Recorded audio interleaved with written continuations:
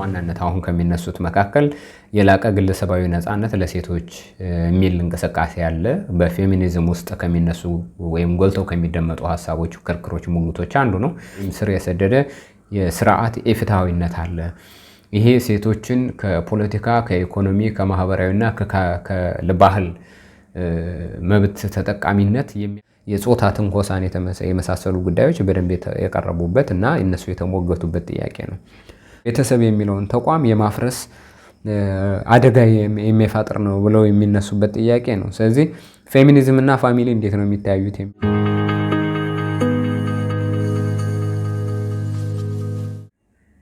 ሰላም ጤና ይስጥልን ተመልካቾቻችን፣ እንደምን ሰነበታችሁ? ይህ የአምደኞቹ ዘ ኮሎመኒስትስ የዩቲዩብ ቻናላችን ነው። ተጠፋፍተን ሰንብተናል። ለመጠፋፋታችን ምክንያቶች የሆኑ በርካታ ጉዳዮች አሉ። እነሱን አንስተን መወያየት አይጠበቅብንም። ግን ለዛሬ ስመለስ አዲስ ጉዳይ ነው ይዤላችሁ የመጣሁት። በእርግጥ አዲስ የሆነው ምናልባት እኔ ሳነሳው ካልሆነ በቀር ሰሞኑን በማህበራዊ ሚዲያ እጅግ ትኩረት አግኝቶ የነበረ ጉዳይ ነው።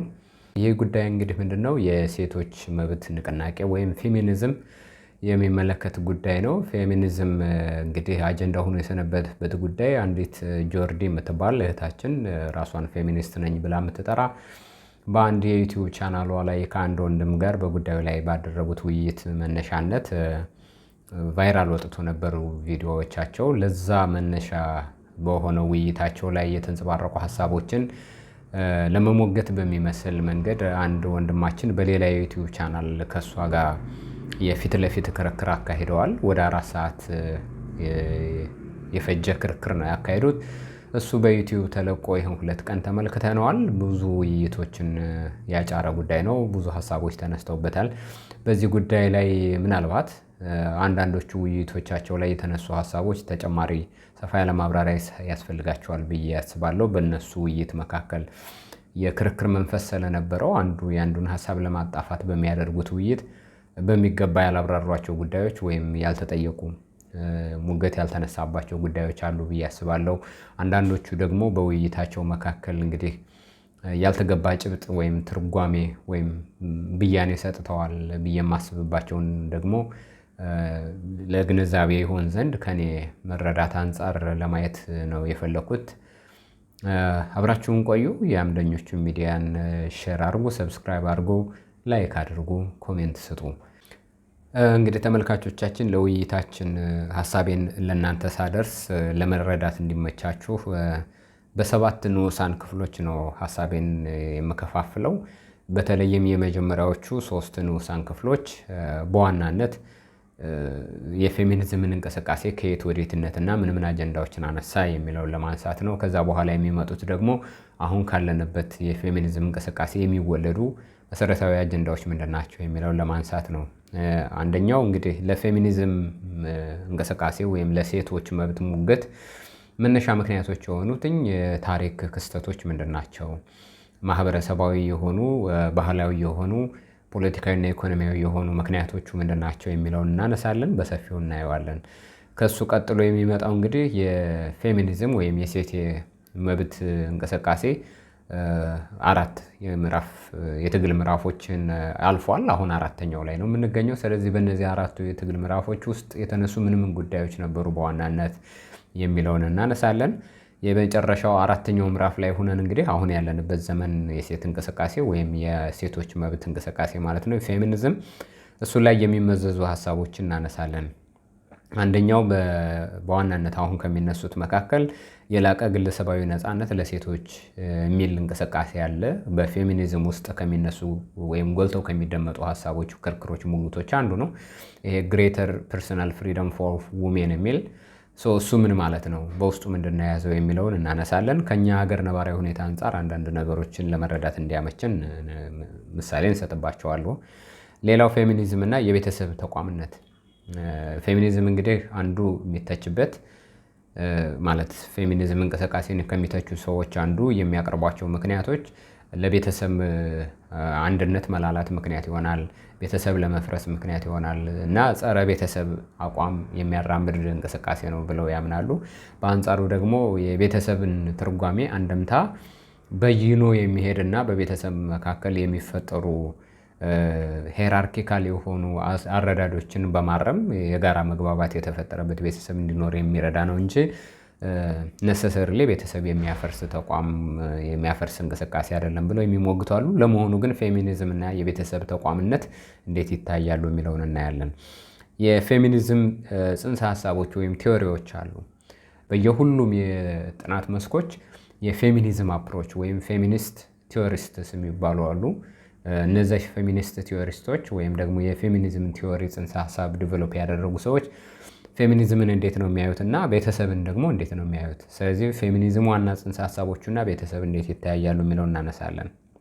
ሌላኛው ከጆርዲ ጋር ውይይት በነበረው ጊዜ ሀሳቦቹን ሲያነሳ የነበረው አንድ ተከራካሪዋ የሚያነሳቸው ሁለት ነገሮች አሉ። እሱ በዋናነት አንደኛው የመሰረታዊ ነገር ፌሚኒዝም የጸረ ክርስቲያን ወይም ጸረ ሃይማኖት እንቅስቃሴ ነው እና መሰረታዊ ግቡም ወይም ጥያቄውና አነሳሱም ከሰይጣን አምልኮት ጋር የተገናኘ ነው የሚል ሀሳብ አንስቷል። በሁለተኛ ደረጃ ይህንን ለማስረዳት የሄደበት ምክንያት የኦከልት ሲስተም የሚል ወይም ደግሞ ከፌሚኒዝም እንቅስቃሴ እንዴት የባዕድ አምልኮ ወይም የሰይጣን አምልኮት እንቅስቃሴ ውስጥ እንደገባና እንዴት ሃይማኖታዊ ጸር እንደሆነ የሚያሳይበትን መንገድ የገለጸበት ነው። እነዚህ ቀጥሎ ሁለተኛ የሚያነሳው የኤልጂቢቲኪው እንቅስቃሴን የበለጠ ያጎለብታል። ይህም ደግሞ በራሱ ከተፈጥሮና ከሃይማኖት ጽንሰ ሀሳብ ያፈነገጠ ነው ብሎ ያምናል ልጁ። ስለዚህ እነዚህ ሁለት ጉዳዮች በዋናነት በእርግጥ በመሰረታዊነት የኮንስፓይሬሲ ቲዎሪ ወይም ደግሞ የሴራ ትንተና ሰለባ የሆኑ ሀሳቦች ናቸው። ስለዚህ ፌሚኒዝምን ለሴራ ትንተና የሚያጋልጡ አተያዮች ናቸው። እነዚህ ጉዳዮች ከሴራ ትንተና በኩል የሚነሱ ናቸው። በተለይም የፌሚኒዝም እንቅስቃሴን የሚጻረር አቋም ያላቸው ሰዎች የሚያነሷቸው ሀሳቦች ናቸው። ግን እነዚህ ሀሳቦች ደግሞ እንዲሁ ዝም ብሎ እንዲሁ ታልፈው የሚጣሉ አይደሉም። የራሳቸው የሚያገናኛቸው ስረ መሰረት ወደኋላ ከታሪክ እንቅስቃሴና አሁንም ካለንበት እንቅስቃሴ ከፌሚኒዝም እንቅስቃሴ ጋር የሚያሰናስናቸው ጉዳይ አለ። ምንድን ነው የሚያገናኛቸው የሚለውን እናያለን አብረን። ስለዚህ ኦከልት ሲስተም እና ፌሚኒዝም ምንድን ናቸው፣ ምንና ምን ናቸው የሚለውን እናያለን። ሰባተኛና የመጨረሻ የምናየው አሁን ያለንበት ዘመን የፌሚኒዝም ጥያቄዎች መሰረታዊ ትኩረቶቹ ምንድን ናቸው እና እነዛን ከኛ ማህበረሰባዊ በተለይም ከሀገራችን ነባራዊ ሁኔታ አንጻር መሰረታዊ የሚባሉ የዚህ ዘመን የፌሚኒዝም ጥያቄዎች እና እኛ ጋር ደግሞ ያሉ መሰረታዊ ጥያቄዎች በተለይ ከስርዓተ ጾታ ጋር፣ ከጾታ እኩልነት ጋር፣ ከፍትሃዊነት ጋር፣ ሴቶችን መብት ከመጠበቅ ጋር፣ ሴቶችን ከጥቃት ከተለያዩ የፍትሃዊ አያያዞች ከመጠበቅ አንጻር በእኛ ሀገር ደረጃ እና በውጮቹ አጠቃላይ የአሁን ዘመን ፌሚኒዝም እንቅስቃሴ ምን ይመስላል የሚሉ ጉዳዮችን ነው የምናነሳው። አብራችሁን ቆዩ። በድጋሚ ወደ መጀመሪያው ሀሳቤ ልምጣ። ፌሚኒዝም መሰረታዊ ምክንያቶቹ ምንድን ናቸው? ለፌሚኒዝም ትግል መወለድ አስተዋጽኦ ያደረጉ መሰረታዊ ምክንያቶች ምንድን ናቸው የሚለውን ጉዳይ እናንሳ። እንግዲህ ፌሚኒዝም ከመጀመሪያው ይሄ ፌሚኒዝም የሚለውን ስያሜ ወይም ደግሞ እንቅስቃሴው ንቅናቄው ፌሚኒዝም የሚለውን መጠሪያ ያገኘው በ19ኛው ክፍለ ዘመን ወደ መጨረሻዎቹ አካባቢ ነው ፌሚኒዝም የሚለው ስያሜ ለዚህ እንቅስቃሴ የተሰጠው። ነገር ግን እንቅስቃሴው ከዛ በፊት በተለያዩ ዘመናት የተለያየ ታሪክ ምዕራፎችን እየተሻገረ በተለያየ ማህበረሰብ በተለያየ የስልጣኔ ወቅት በባህል በልዩ ልዩ ሁኔታዎች ውስጥ ያለና የነበረ እንቅስቃሴ ነው። ግን መሰረታዊ የሚነሳባቸው ምንድናቸው ካልን ፌሚኒዝም ስር የሰደደ የስርዓት ፍትሃዊነት የጎደለው ስርዓት አለ፣ ወይም ስር የሰደደ የስርዓት ኢፍትሃዊነት አለ። ይሄ ሴቶችን ከፖለቲካ፣ ከኢኮኖሚ፣ ከማህበራዊና ከባህል መብት ተጠቃሚነት የሚያጎላቸው ስር የሰደደ ወንድ ሰራሽ የሆነ ሄራርኪካል የሆነ ማስኩላይን የሆነ ካልቸር ያዳበረው ኢፍትሃዊነት አለ። ስለዚህ ያን የፍትሃዊነት መታገል ነው መሰረታዊ ጥያቄ ሆኖ የመጣው። ምንድነው የሚለን የተሰ ሪስፖንስ ነው ግብረ መልስ ወይም ደግሞ እንደ ትግል ስልት ተደርጎ የሚወሰደው ዲፕሊ ሩትድ ሲስተም ኦፍ ኢንኢኳሊቲ አለ ዛት ዲናይድ ውሜንስ ኢኳሊቲ ኦፖርቹኒቲ ኤንድ አውቶኖሚ ኦቨር ዘ ፖለቲክስ ኢኮኖሚክስ ሶሻል ኤንድ ካልቸራል ኢሹስ ነው። ስለዚህ በኢኮኖሚ በባህል በፖለቲካ እና በማህበራዊ የህይወት አውዶቻችን ሴቶችን ያገለለ የገነገነ ስርዓት ወለድ የሆነ ስርዓት ያሳደገው ያዳበረው ፍትሐዊነት የጎደለው አስተሳሰብና ልማድ አለ። ያንን መከላከል መሰረታዊ የፌሚኒዝም መነሻ ተደርጎ ይወሰዳል ማለት ነው። ስለዚህ ሴቶች በማህበራዊና በኢኮኖሚያዊ በፖለቲካዊ እንዲሁም በባህላዊ የህይወት መስተጋብሮችና አውዶች ውስጥ እኩል ከወንዶች አንፃር ተጠቃሚ አይደሉም። እኩል እድል ያላቸው አይደሉም። እኩል ስልጣን ያላቸው አይደሉም። ይሄ ደግሞ ረዝም ጊዜ የወሰደና የገነገነ ስርዓት የወለደው የፍትህ መጓደል ነው ብለው የሚያምኑት ሰዎች የፈጠሩት እንቅስቃሴ ነው ማለት ነው። ይህንን እንቅስቃሴ ፌሚኒዝም መባሉ በ19ኛው ክፍለ ዘመን መጨረሻ ላይ ይጀምር እንጂ ከዛ በፊት ግን እንቅስቃሴው ነበረ ማለት ነው። ከዛ በኋላ አሁን እንግዲህ የምናነሳው ፌሚኒዝም ተብሎ ከመጣ በኋላ ደግሞ ወዴት አቅጣጫ እየሄደ እንደሆነ ነው የምናየው። ፌሚኒዝም መሰረታዊ ነገር በተለይም እንቅስቃሴው ፌሚኒዝም የሚለውን ጽንሰ ሀሳብ ይዞ ከተነሳ በኋላ በጣም ትኩረት አድርጎ የተነሳው ፓትሪያርኪክ ስትራክቸርን መገዳደር ነው፣ ማስተካከል ነው። ያንን የማሻሻል ጥያቄ አድርጎ ነው ያመጣው።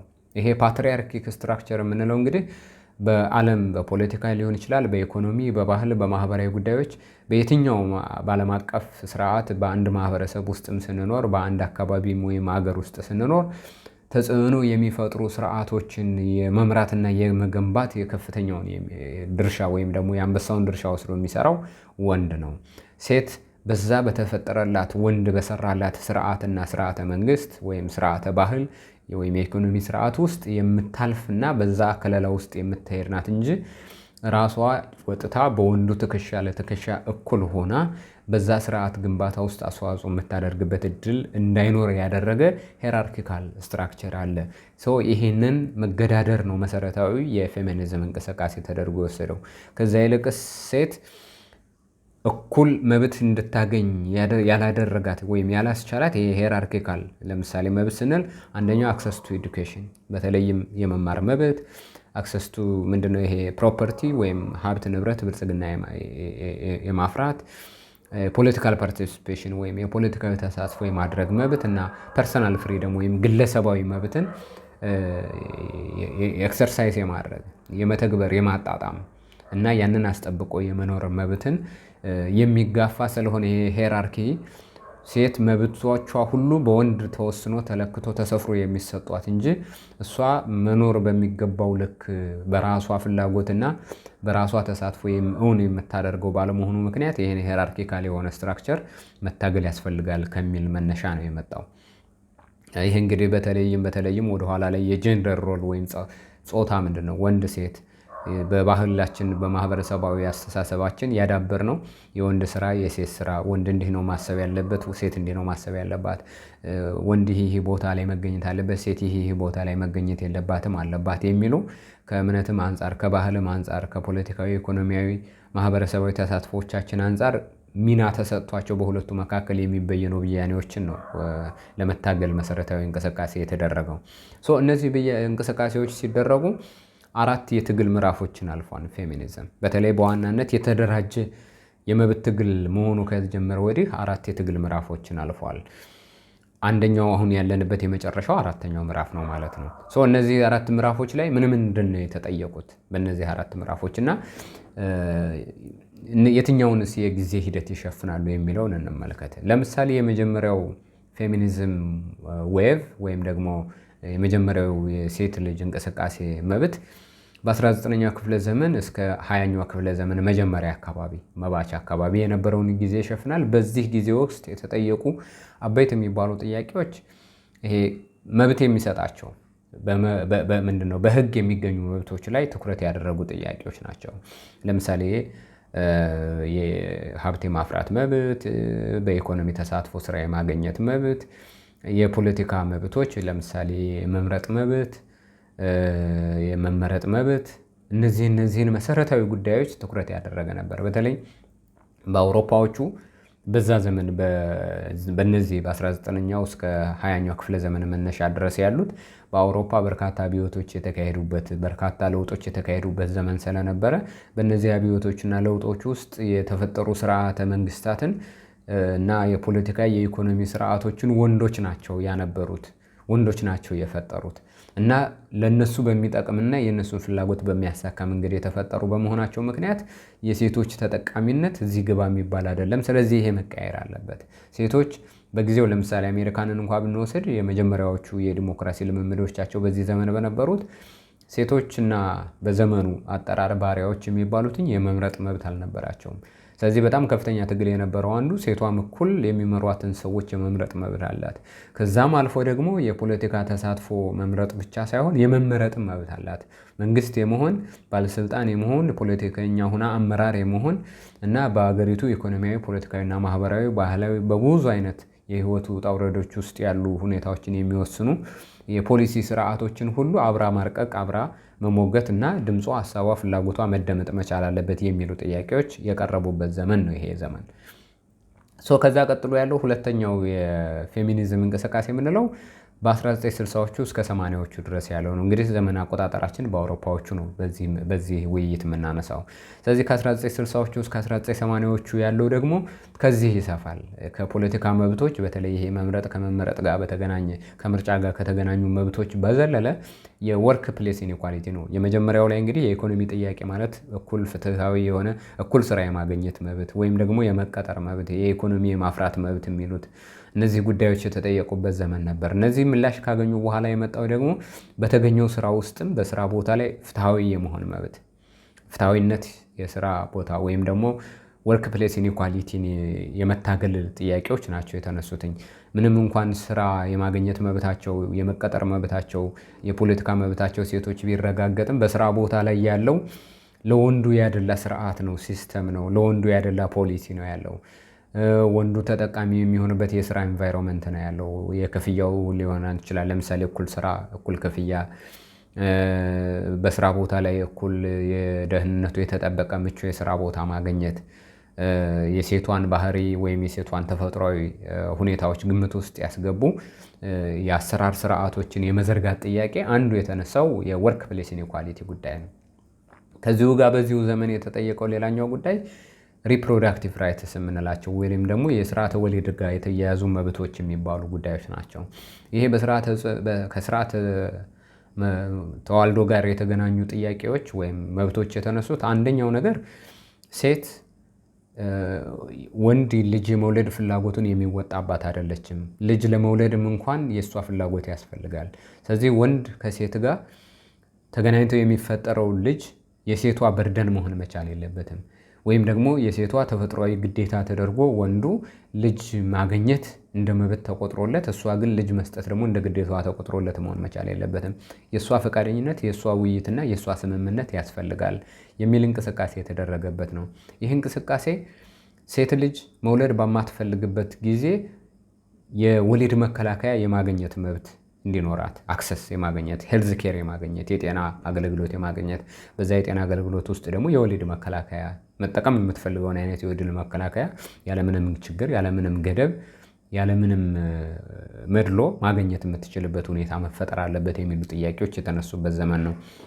ይሄ የበለጠ እየሰፋ ይሄድና ውርጃም ድረስ ሴት ልጁን መውለድ ካልፈለገች የማስወረድ መብቷ ሊጠበቅላት ይገባል የሚሉ መሰረታዊ ጥያቄዎች የተነሱበት ዘመን ነበረ። በተለይም በጣም አክራራው የሚወስዱት ልጅ መውለድ የሴት ተፈጥሯዊ ግዴታ ተደርጎ መወሰዱ ወንዶች ያመጡት ስርዓት እና የፈጠሩት ሄራርኪካል ሶሳይቲን ደግሞ ያንኑ የሚደግፍ የሃይማኖታዊ አስተሳሰብ ያለበት በመሆኑ ምክንያት ሴቶች ተጠቃሚ የማይሆኑበት ስርዓት እውን ሆኗል። ስለዚህ ይህንን ቻሌንጅ ማድረግ አለብን የሚለው አንዱ መሰረታዊ ጥያቄ ነው። የውርጃ መብት አሁንም ድረስ በብዙ ትግል የሚደረግበት ነው። በተለይም በብዙዎቹ የአውሮፓ ሀገራት ውርጃ ህጋዊ ይሁን አይሁን የሚሉ ክርክሮች የፖሊሲ ክርክር ሆነው ሁሉ እናያለን። በሌሎች ታዳጊ ባልሆኑ ሀገራት ደግሞ ለምሳሌ ኢትዮጵያን ጨምሮ ሴት ማስወረድ ብትፈልግ የምታስወረድባቸው የጊዜ ሁኔታዎች አሉ። ጽንሱ ምን ያክል ጊዜ ወይም ምን ያክል ወር ላይ እያለ ነው መውረድ የሚችለው። ከዛ በኋላ መውረድ የማይችልባቸው ወራቶች የራሱ የሆነ ገደብ የሚጣልባቸው የህግ ስርዓቶች አሉ። ወይም ደግሞ ሴቷ ማስወረድ ብትፈልግ ማስወረድ የማትችልባቸውና የምትችልባቸው የጤና ሁኔታዎች አጠቃላይ ይሄ ከቤተሰብ ጋር ወይም ከትዳር አጋር ጋር የሚኖር ስምምነት፣ ውይይት የሚባሉ ብዙ ጉዳዮች ይነሱበታል። ይህንን ክርክር መሰረታዊነት ይዞ የመጣው የሁለተኛው ዙር ወይም ሁለተኛው የሴቶች መብት የትግል ምዕራፍ ላይ ነው። በሶስተኛ ደረጃ የምናገኘው ደግሞ አሁንም ጥያቄዎቹ እየሰፉ ነው የሚሄዱትኝ። አሁን ለምሳሌ ቅድም እንዳልነው በስራ ቦታ ያለው መብት ተከብሯል። የስራ ቦታ እኩል የማግኘት የደህንነት የምንለው የደሞዝ የምንለው ምቹ የስራ ኢንቫይሮንመንት አብሮ የሚካተትበት ጥያቄ ምላሽ ያገኘበት ጊዜ ነው። ከዛ በኋላ ደግሞ ይሄ ሪፕሮዳክቲቭም አንጻራዊነት ምላሽ እያገኘ የመጣበት ጊዜ ሁለተኛው ዌቭ ላይ አይተናል። የሶስተኛው ዌቭ ላይ የምናነሳው በዋናነት የሚሸፍነው ይሄ ጊዜ ደግሞ 1990ዎቹ እስከ 2000 የመጀመሪያዎቹ ዘመናት እስከ 2010 ድረስ በዋናነት የፈረንጆቹ ሚሌኒየም ጋር ማለት ነው ያለውን ጊዜ የሚወስን ነው። እዚህ ጋር ደግሞ በጣም ጎልቶ የተደመጠውና የቀረበው ጥያቄ የዳይቨርሲቲና ኢንተርሴክሽናሊቲ የሚባሉ ጉዳዮች ናቸው። ይሄ ዳይቨርሲቲ የምንለው እንግዲህ የብዝሃነት ጉዳይ አብሮ የተነሳበት ጉዳይ ነው። ለምሳሌ የመጀመሪያዎቹ ምዕራፎች ላይ የሴቶች መብት ንቅናቄ ይደረግ የነበረው በዋናነት ምዕራብ ዘመም የሆነ ወይም የምዕራቡ ዓለም ውስጥ ያለ እና ደግሞ ነጭ ሴቶችን የበለጠ ተጠቃሚ የሚያደርግ የመብት ጥያቄ የሚጠየቅበት ነበር። ኋላ ላይ ደግሞ ሴቶችም ሆነው ይሄ መብት እድሉ ያልደረሳቸው ወይም ደግሞ የመጀመሪያዎቹ የሴቶች መብት ንቅናቄ ላይ ምላሽ ያገኙ ጉዳዮች ስቲል አሁንም ችግር የሆኑባቸው ለምሳሌ ጥቁር ሆኖ ሴት መሆን ወይም ደግሞ ከምዕራቡ ዓለም ውጭ ያለ በአዳጊ ሀገሮች በተለይም በደቡብ ግሎባል ሳውዝ የሚባለው ይሄ አፍሪካ፣ ላቲን አሜሪካው እና ኤዥያ የተወሰነ ያለበት ማህበረሰብ ውስጥ ወይም የኢኮኖሚ እድገታቸው ከምዕራቡ አንጻር ሲነጻጸር ገና ያላደጉ ናቸው ተብሎ የሚፈረጁ ማህበረሰቦች ውስጥ እነዚህ አይነት ከላይ የተመለሱት የምዕራቡ ዓለም ምላሽ ያገኘባቸው ጥያቄዎች ያልተመለሱበት ጊዜ ነበር። ስለዚህ ይሄ እነሱንም በዳይቨርሲቲ በመልክዓ ምድርም በባህል ብዝሃነትም በቆዳ ቀለም ብዝሃነትም ይሄንን እያካተተ የመጣበት ጊዜ ነው።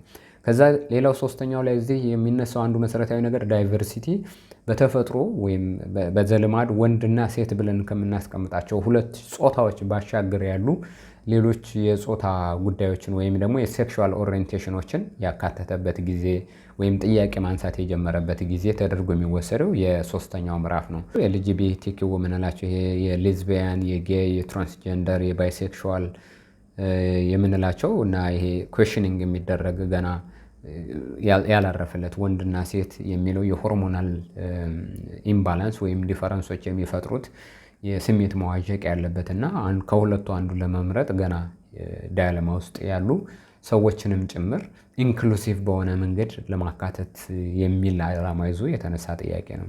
የኢንተርሴክሽናሊቲ ጉዳይ ደግሞ ብዙ ነገሮችን ያነሳል። እዚህ ጋር ኢንተርሴክሽናሊቲ እንግዲህ የስርዓት የሴቶች ወይም የፌሚኒዝም ጥያቄ አንድ መሰረታዊ ችግር ወይም አንድ መሰረታዊ ጥያቄ ብቻ አይደለም። ለምሳሌ በወንድና በሴት መካከል ያለ የጾታ ልዩነት የፈጠራቸውን ኢፍትሐዊነቶች የማስተካከል ብቻ አይደለም፣ በዛ አይደለም የሚፈታው። እነዛ የፍትሐዊነት መምጣት መሰረታዊ የሆነ ብዙ ነገሮችን የሚነካካ ነው፣ ወይም በብዙ ነገሮች የተገነባ ነው፣ በብዙ ነገሮች አውድ የተለያየ ነው። ለምሳሌ በዘር መድሎ ወይም በዘር ልዩነት ምክንያት የሚፈጠሩ ነገር ግን ፌሚኒዝም የሚታገላቸው የስርዓተ ጾታ ችግር ጥያቄዎች ይኖራሉ። በፖለቲካ ልዩነት ምክንያት የሚመጡ ሊኖሩ ይችላሉ። በጾታ ወይም በሴክስ ፕሪፈረንስ ምክንያት የሚመጡ ሊኖሩ ይችላሉ። ወይም ደግሞ በሶሻል ክላስ ዲፈረንስ ምክንያት በተለይ በአንዳንድ ሃይራርኪካል ጠንካራ በሆኑ ማህበረሰቦች ወይም ባህሎች መካከል በማህበረሰብ መካከል የመደብ ልዩነቶች ሊኖሩ ይችላሉ። ይሄ ከፍ ያለው የኖቢሊቲ መደብ የሚባለው አለ።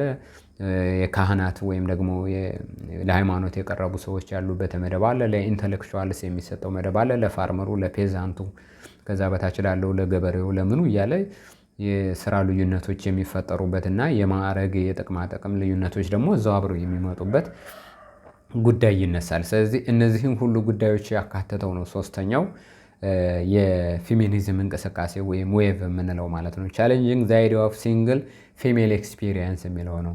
ሴት ሲንግል የሆነ ኤክስፔሪየንስ አይደለም ያላት፣ ውስብስብ የሆነና ሁሉን አቀፍ የሆነ እርስ በርሱ የተገናኘ ኮኔክትድ የሆነ ኔትወርክድ የሆነ ችግር ነው የሚገጥማት እና እነዚህ ችግሮች ደግሞ ስረ መሰረታቸው ብዙ ስለሆነ ስረ መሰረቱን መሰረት ያደረገ ዘርፈ ብዙ አይነት የትግል እንቅስቃሴ ያስፈልጋል ብለው የሚያምኑበት ጊዜ ነው።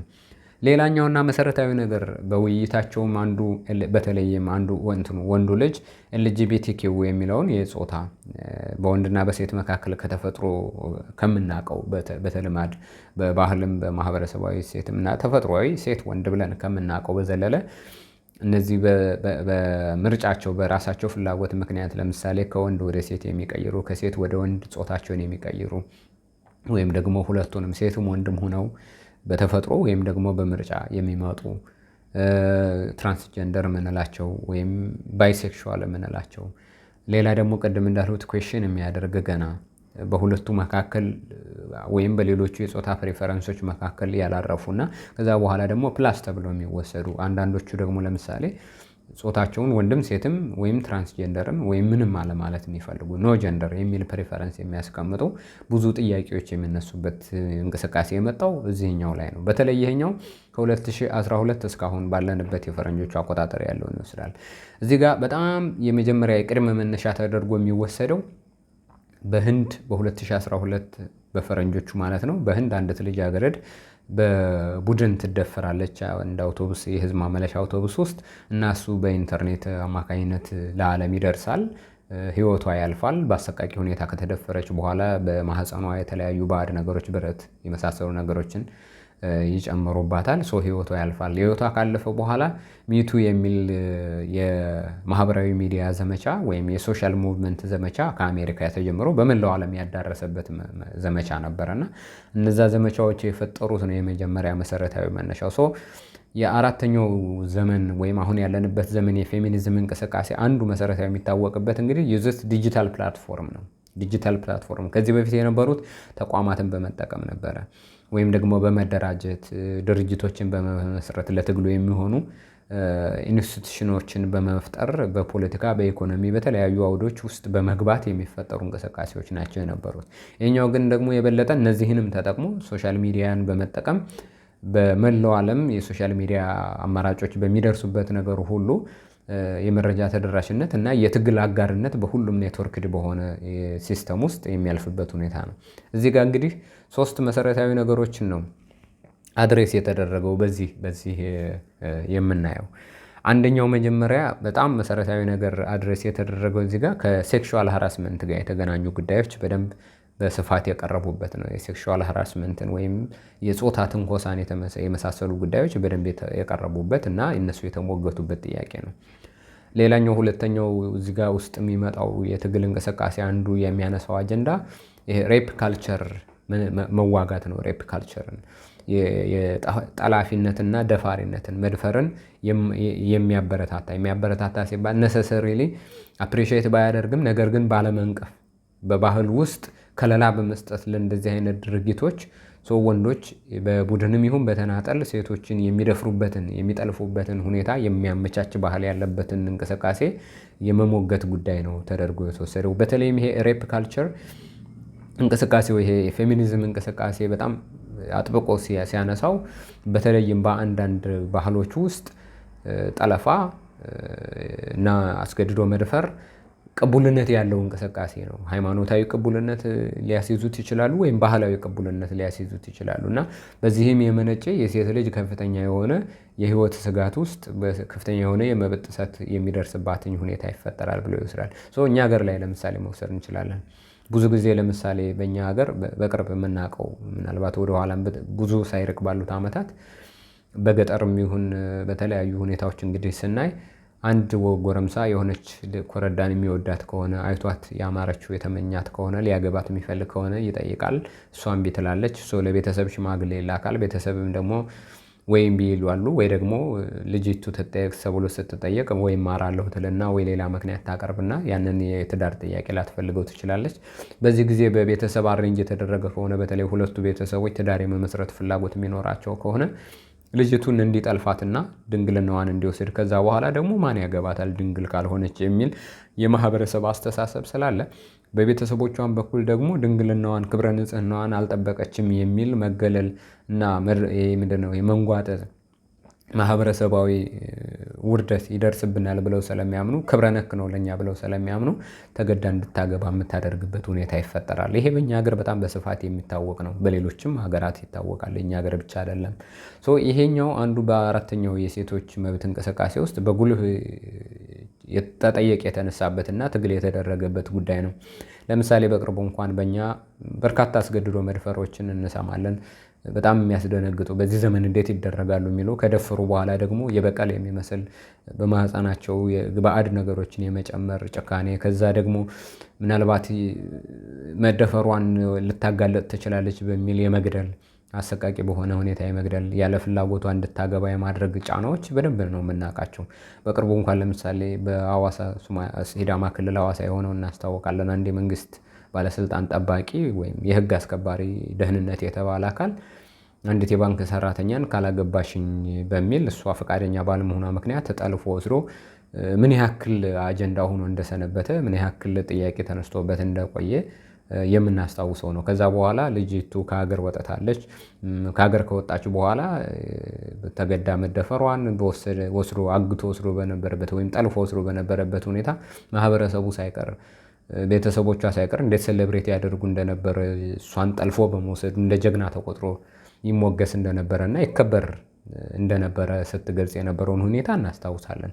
ይሄ እዛ አካባቢ ብቻ አይደለም፣ በአብዛኛው የኢትዮጵያ ክፍል ውስጥ እንደዚህ አይነት ነገሮች ይገኛሉ። እና ይሄ አንዱ የመጀመሪያው ጥያቄ የቀረበበት የአራተኛው ዌቭ ላይ ነው። ሁለተኛው እንደገና አንዱ መሰረታዊ ነገር ይሄ ቦዲ አውቶኖሚ የሚለው ነው። ሴት ልጅ በአካሏ ላይ በራሷ የተፈጥሮ ስጦታ በሆነው ይዛ በተፈጠረችው አካላዊ ማንነቷ ስልጣን ሊኖራት ይገባል የሚል ይሄ እንግዲህ ከጾታም ጉዳይ ጋር በተገናኘ ይሄዳል። እንደገና ደግሞ የሆነችውን የፊዚካል አፒራንሷን በፈለገችው መንገድ የመግለጽ በፈለገችው መንገድ የራሷን ኤክስፕሬሽን በዛ ላይ የማንጸባረቅ መብቷ አላት፣ ሙሉ ስልጣን አላት። ይሄ እንድትሆኛለሽ፣ እንደዚህ እንድታደርጊያለሽ፣ እንዴት እንዲትሆኛለሽ የሚል የባህል የማህበረሰብና ሌሎች ስርዓት ነቀፋዎች ሊኖሩ አይገባም የሚል መብቷ እስከሆነ ድረስ ከፈለገች ድረስ አውቶኖመስ የሆነችው በሰውነቷ ላይ እሷ ናትኝ የሚል ወንድ ጾታዊ ግንኙነትንም ጭምር እንኳ ቢኖር ከሴቷ ጋር በሚኖር መልካም ፈቃደኝነት እንጂ ጾታዊ ግንኙነት ስለፈለገ ብቻ ወይም የወሲብ ፍላጎትና ስሜት ስላለው ብቻ እሷን እንደ ወሲብ መፈጸሚያ ቁስ የማድረግ ተፈጥሯዊ ስልጣን አለኝ ብሎ ወይም ባህላዊ ስልጣን አለኝ ብሎ ማሰብ ተገቢ አይደለም የሚልና ይህንን የሴቶች በሰውነታቸው ላይ የሚኖራቸውን የራሳቸውን ስልጣን የማጽናት እና ያንን የማጎናጸፍ ትግል የተነሳበት ነው። ከዚህ ቀጥሎ የሚነሳው እዚህ ውስጥ አሁን ልጁም ጋር በጣም ክርክር ውስጥ አስገብቷቸው የነበረው ይሄ ከወንድና ሴት ከሚለው ጾታ ባሻገር የትራንስ ኢንክሉሲቪቲ የሚለው ጥያቄ ነው። ትራንስ ኢንክሉሲቪቲ እንግዲህ ወንድና ሴት በሚለው በሁለት ባይናሪዎች ብቻ የሚወሰን አይደለም የሚለው ነው። ቅድም ወዳልነው በሴት መካከል ሌዝቢያን የምንላቸው የሴት ተመሳሳይ ጾታ፣ ወንድ ጌይ የምንለው የወንድ ተመሳሳይ ጾታ፣ ትራንስጀንደር የምንለው ከሴት ወደ ወንድ ከወንድ ወደ ሴት ጾታቸውን የቀየሩ ሰዎችን፣ እንዲሁም ባይሴክሹዋል የምንለው የሁለቱንም ጾታ የያዙ ሰዎችን ወይም ምርጫ የሆናቸው ሰዎች እና ከዛ በኋላም ያለው የሴክሹዋል ኦሪየንቴሽናቸውን ራሴ እኔ እንዲህ ነኝ ብለው የሚያስቡ ሰዎችን እንዲያካትት የሚደረግበት ነው። ይሄኛው እንግዲህ የሪጂድ የሆነውን ማህበረሰብ ሰራሽ የሆነውን እና በባህል በማህበረሰብ ሶሻሊ ኮንስትራክትድ የሆነውን ጾታ የሚለውን ወይም ጀንደር ማለት እንዲህ ነው የሚለውን ዴፊኒሽን ወይም ሴክስ ማለት እንዲህ ነው የሚለውን ትርጓሜ የበለጠ እያለዘብን የመጣንበት ነው ብለው ነው የሚያስቡት። እየለዘበ የሄድበት ሁኔታ ይሆንና ጾታ ማለት ምን ማለት ነው ማለት ሴት ወይም ወንድ መሆን ማለት አይደለም። ጾታ ማለት ሰው መሆን የሚፈልገውን ራሱ የገለጸው ነው ይላሉ። ስለዚህ እኔ ወንድም ሴትም አይደለሁም ብሎ የሚያምን ሰው ቢኖር ወይም የምታምን ሰው ብትኖር ወንድም ሴትም አለመሆኗን እንደ ጾታ የመቀበል አዝማሚያ ማለት ነው። ወይም ደግሞ ከወንድ ወደ ሴት ብትቀይር እንደገና ራሷን ወንድ የነበረው የሴት ጾታ ትራንስጀንደር ቢያደርግ ሴት ነኝ ብሎ ራሱን ሲያቀርብ ሴት ነው ብሎ መቀበል። እሷም እንደገና ከሴት ወደ ወንድ ብትቀየር ወንድ ነኝ ብላ ስትመጣ መጀመሪያ ከነበረችበት የጾታ ፍላጎቷ ይልቅ ወንድ ነኝ ያለውን ተቀብሎ የመሄድ ተንደንሲዎች ያሉበት ነው። እዚህ ላይ እንግዲህ ፌሚኒዝም በዋናነት የሚተኮርበት response of centuries of exclusion and ኢንጀስትስ ነው። የአንድ ነጠላ እንቅስቃሴ አይደለም። ዘመናትን የዋጀ ወይም ክፍለ ዘመናትን የተሻገረ የአድሎና የመገለል ወይም የኢፍትሐዊነት ልምምዶችን የተጠየቀበት ነው ተብሎ ነው የሚወሰደው። ይሄን መሰረታዊ ነገር በደንብ አብራርተው ሊያቀርቡት ይገባ ነበረ እና በውይይታቸው መካከል ይሄንን አላብራሩትም ብዬ ነው። ሌላው እንደገና መሰረታዊ ነገር አሁን በተለይም ልጁ ያተኮረበትን የአራተኛውን ፎርዝ ዌቭ ኦፍ ፌሚኒዝም የምንለውን አሁን በዘመናችን ያለውን ከ2012 ወዲህ ያለውን ስናነሳ እንግዲህ ቅድም ያልናቸው ነገሮች አሉ። ሴክሹዋል ሃራስመንት ላይ የቦዲ ሼሚንግ የምንለው ደግሞ በተለይ ይሄ ቦዲ ሼሚንግ በዋናነት አንዱ መሰረታዊ ጥያቄ የሚያነሳው ሴት ልጅ በሚኖራት የፊዚካል አፒራንስ መሰረት ቆንጆ ብሎ እና ደግሞ መልከጥፎ ብሎ ቅርጿን በማየት ሴክሲ ነች ማለት እና ወይ ደግሞ ይቺ ፉንጋ ነች ማለት 8 ቅርጽ ወገብ አላት ብሎ ያንን የማድነቅ ዳሌዋ ወጣ ያለ ነው፣ ወገቧ ቀጭን ነው፣ አንገቷ ቀጭን ነው፣ አፍንጫዋ ሰልካካ ነው። በአንጻሩ ደግሞ ከዚህ በተቃራኒ የሆነችውን ለምሳሌ አፍንጫ ጎራዳ ነች፣ ፊቷ እንደዚህ ዱፍ ነው፣ አንገተ ጎራዳ ነች ሊል ይችላለን። ወይ ደግሞ ጦቷ ትልቅ ነው፣ ዳሌዋ ትልቅ ነው፣ ወገቧ ከዳሌዋ ጋር የማይገናኝ ወይ ደግሞ እንደዚህ እያሉ የሴት ልጅን አካላዊ ሰውነት መሰረት በማድረግ ለማሸማቀቅ የሚደረጉ ጥረቶችን ኤክስክሉድድ ለማድረግ ወይም ደግሞ ከሰው ትኩረት የመነጠል ጥያቄ ሂደቶችን ልምምዶችን የመቃኘት የማስተካከል ጥያቄ የተነሳበት ነው አንዱ የምናነሳው ነገር። በተለይ በሞዴሊንግ በፋሽን እና በቁንጅና ውድድር የሚቀመጡ የውበት ወይም የቁንጅና መለኪያዎችን በደንብ ቻለንጅ ማድረግ ሴት ተክለ ሰውነታቸው በተፈጥሮም ይሁን በአኗኗር ሂደት ውስጥ ወፍራም የሆነ ይሄ የቁንጅና መለኪያ የማያካትተው ወይም እዛ ካታጎሪ ውስጥ ያለለ የሰውነት ቅርጽ ያላቸው ሴቶች ሳይሸማቀቁ ያንን ኢምብሬስ እንዲያደርጉት በነፃነት ያንን ሰውነታቸውን እንዲኮሩበት፣ እንዲመኩበት፣ ፊሊንጋቸው ፖዚቲቭ እንዲሆን ለሰውነታቸው የማድረግ ሀሳብ ያለበት ነው። እዚህ ውስጥ ሌላው አራተኛው ካልቸር ላይ የሚነሳው ግሬተር ፐርሰናል ፍሪደም ፎር ውሜን የሚለው እንቅስቃሴ ነው። ወይም ደግሞ የላቀ ግለሰባዊ ነፃነት ለሴት ወይም ለሴቶች የሚል ትልቅ እንቅስቃሴ የተካሄደበት ነው። እዚህ ውስጥ በጣም በርካታ ጉዳዮች ይነሳሉ። የላቀ ግለሰባዊ ነፃነት ሲባል ምን ማለት ነው እና ደግሞ እሱ ለሴት ሲሆን ምንድን ነው የሚለውን ደግሞ መሰረታዊ ነገር ማንሳት ያስፈልጋል። ቅድም እንዳነሳ ነው ይሄ አራተኛው ዌቭ በጣም የሚታወቅበት ዲጂታል አክቲቪዝም እና ሶሻል ሚዲያን በደንብ መጠቀም መቻሉ ነው። የቲክቶክ፣ ዩቲዩብ ምናምን የሚሉትን ነገሮች፣ ኢንስታግራም፣ ትዊተር የሚሉትን ጉዳዮች በደንብ ተጠቅሞ ማህበረሰባዊ የሆነ ነፃነትን በደንብ ኢምፓወር ማድረግ፣ ሴትን በደንብ ማንቃት እና ራሷን ኤክስፕረስ እንድታደርግ ወይም ራሷን እንድትገልጽ፣ ራሷን በነፃነት እንዲህ ነኝ ብላ ወደ አደባባይ እንድትወጣ የማድረግ እንቅስቃሴ ነው። ፓወርፉል ቱል ነው። በተለይ ማህበራዊ ሚዲያው ለማደራጀት ታሪኮችን ከዚህ ጋር የተገናኙ ታሪኮችን ለማጋራት እና ደግሞ ለዛ ለነፃነት ትግል እንቅስቃሴ ለማድረግ የሚያስችሉ ልዩ ልዩ የዘመቻ ስርዓቶችን በመቅረጽ ነው። ለምሳሌ ቅድም እንዳልነው የህንዷ ልጅ ስትደፈር የነበረውን ለመታገል ሚቱ የሚል ወይም እኔም እንደዚህ ነኝ የሚል፣ የስ ኦል ውሜን የሚል፣ ዋይ አይ ስቴድ የሚል እነዚህ መሰረታዊ ጥያቄዎች የሚያነሳና የግል የስርዓተ ጾታ በደል የሚደርስባቸው ሰዎች ስቶሪያቸውን ወይም ታሪካቸውን የደረሰባቸውን ተሞክሮ ለሌላው እንዲያጋሩና በዛ ደግሞ የነፃነት እንቅስቃሴ የአጋርነት እንቅስቃሴ እንዲደረግ የተደረገበትን ነገር ነው። በእኛም ሀገር ለምሳሌ በቅርብ ጊዜ የሚፈጸሙ ወይም ያስገድዶ መድፈር ወይም የጾታዊ ትንኮሳ ጥያቄዎች ወይም ጥቃቶች ወይም ግድያዎች ሲኖሩ በማህበራዊ ሚዲያው በኩል የሚኖረው የአጋርነት እና ድምፅ የመሰማት የማገዝ ጥያቄዎችን በደንብ የምናነሳበት መንገድ ነው ይሄ አንዱ። እዚህ ጋር አሁንም በጣም በትኩረት የሚነሳው ነገር ቅድም ያልነው ኢንተርሴክሽናሊቲ የምንለው ነው። የኢንተርሴክሽናሊቲ ፍሬምወርክ እንግዲህ በጣም ኢንፋሲስ የሚሰጠው ሃው ጀንደር ኢንተርሴክትስ ዊዝ ሬስ፣ ክላስ፣ ሴክሹዋሊቲ፣ ዲስአቢሊቲ ኤንድ ሞር የምንል እንግዲህ የኢኮኖሚክን ጉዳይ፣ የፖለቲካን ጉዳይ፣ የማህበራዊን ተጠቃሚነት ጉዳይ፣ የካልቸርን ጉዳይ እዚህ ውስጥ እያመጣን ልንከተው እንችላለን። እነዚህን ሁሉ አድሬስ ስናደርግ አብረው አድሬስ የሚደረጉ ጉዳዮች ለሴቶች መብት ንቅናቄ አስተዋጽኦ ይኖራቸዋል። በአንጻሩ እነዚህ ጉዳዮች ላይ የሚኖረን የተዛባ አተያይና አመለካከት ወይም እነዚህ ላይ የሚፈጠር ኢኒኳሊቲ አዘ ሴም ታይም ለትልቁ ወይም ለዋናው የስርዓተ ጾታ ኢኒኳሊቲ አስተዋጽኦ ያደርጋል ብለው ነው የሚያምኑ። ይህንን ማስተካከል አንዱ መሰረታዊ ጥያቄው ነው። ማርጂናላይዝድ የሆኑ ግሩፖች ይኖራሉ። በተለይ እዚህ ጋር አሁን በመሰረታዊነት የሚነሳው የሴክሹዋሊቲ ጉዳይ ወይም ወሲባዊ ማንነትን ጾታዊ ማንነትን ሲገለጽ ቅድም ያለው ትራንስጀንደር ያልነው ወይም ትራንስ ውመን፣ ለምሳሌ ትራንስ ውመን የምንለው በተፈጥሮ ሲፈጠር ወንድ የነበረ ሰው እንደገና ጾታውን ወደ ሴት ሲቀይር ነው ትራንስ ውመን የምንለው። ውሜን ኦፍ ከለር የምንለው ደግሞ በከለሯ ጥቁር ልትሆን ትችላለች ወይም ላቲኖ ልትሆን ትችላለች፣ ነጭ ላትሆን ትችላለች። ነገር ግን ያነ በከለሯ ብቻ ሳይሆን ሴት በመሆኗ ደግሞ ድርብ ጥቃት ይደርስባታል ብሎ የመሟገት ነን ባይናሪ ኢንዲቪዥዋልስ። ነን ባይናሪ ኢንዲቪዥዋል ማለት እንግዲህ ወንድም ነኝ ሴትም ነኝ የሚለውን የሁለቱ ወንድና ሴት የሚለውን ሁለቱን የተፈጥሮ ወይም በልማድ የምናውቃቸውን የጾታ መለያዎች የተቃረነና ከዛ ባሻገር የሆነ ሰው እንዲህ ነኝ በሚለው ኢምብሬስ ሊደረግ ይገባል የሚል እንቅስቃሴ ነው። ሌላኛው ይሄ እንቅስቃሴ አራተኛው ሙቭመንት በጣም የሚታወቅበት ባክላሽ አጌንስት ፖስት ፌሚኒዝም በማሳየት ነው። ፖስት ፌሚኒዝም ላይ የተነሱ በተለይም ፖስት ፌሚኒዝም ዋናው ባህሪው ምንድነው?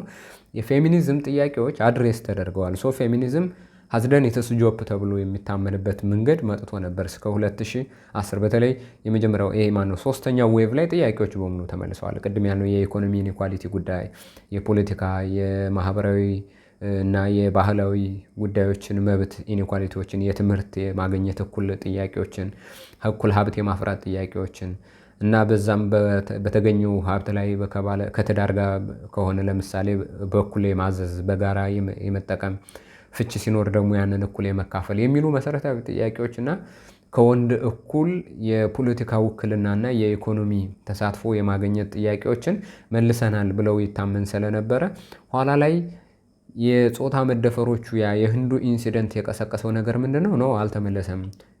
ስቲል ዊ ሃቭ a lot to do የሚል እንቅስቃሴ ያመጣበት ምክንያት ነው። ስለዚህ ፌሚኒዝም ሃድ ዳን ኢትስ ጆብ የሚለውን ናሬቲቭ እንደገና ለመቀየር የተንቀሳቀሱበት ዘመን ነው ይሄ። አጌንስት ፖስት ፌሚኒዝም እንቅስቃሴ ነው።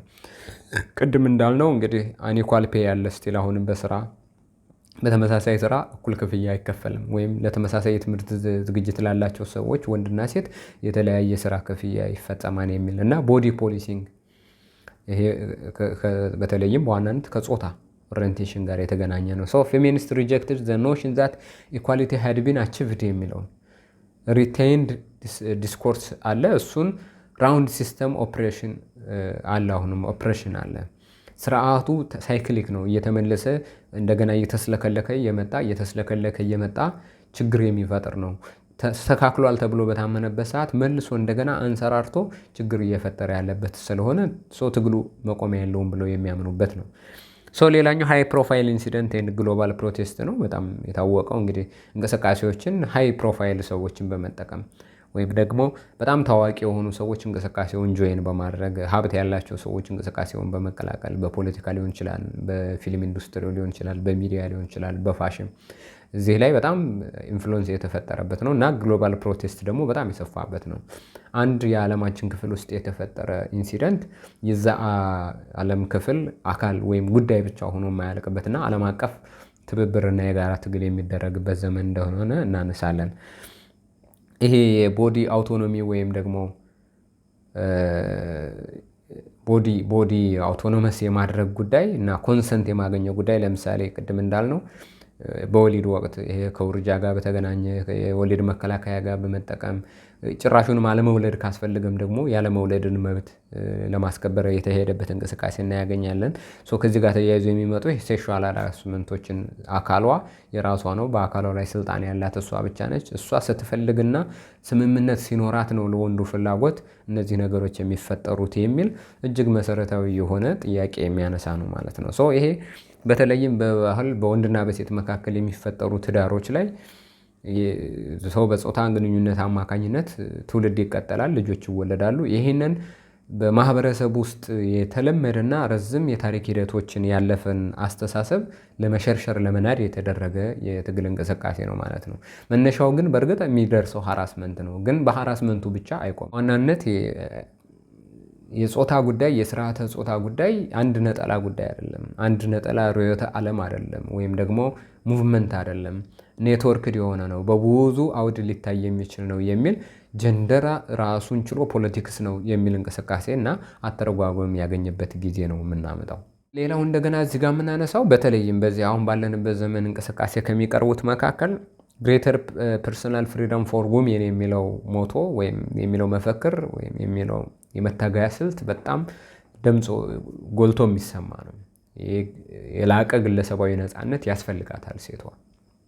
ስለዚህ ሴቶች የላቀ ግለሰባዊ ነፃነት ያስፈልጋቸዋል። ከሌላ ሄራርኪካል በሆነው ሶሳይቲ ውስጥ ወንዱ ከሷ በላይ ሆኖ እንደ ፕሮቴክተር፣ ሴቷ ደግሞ በአንጻሩ የእሱን ፕሮቴክሽን እንደምትፈልግ፣ እሱ ባስኬት ዊነር ሆኖ እሷ ደግሞ ሆም ቴከር የምትሆንበት ሁኔታ ወይም ደግሞ እሱ ውጭ አደባባይ ወጥቶ ጥሮ ግሮ ወይም ደግሞ ሰርቶ የሚያመጣውን ነገር እሷ ለልጅ እየመገበች ለቤተሰብ እየመገበች እያበሰለች ብቻ ኩሽና የምትቀርበትን ሁኔታ መላቀቅና መሻገር አለባት የሚለው ነው። ይሄ በተለይ ግሬተር ፐርሰናል ፍሪደም የምናነሳው እዚህ ላይ በብዙ ነገሮች የሚነሳበት ጉዳይ ነው።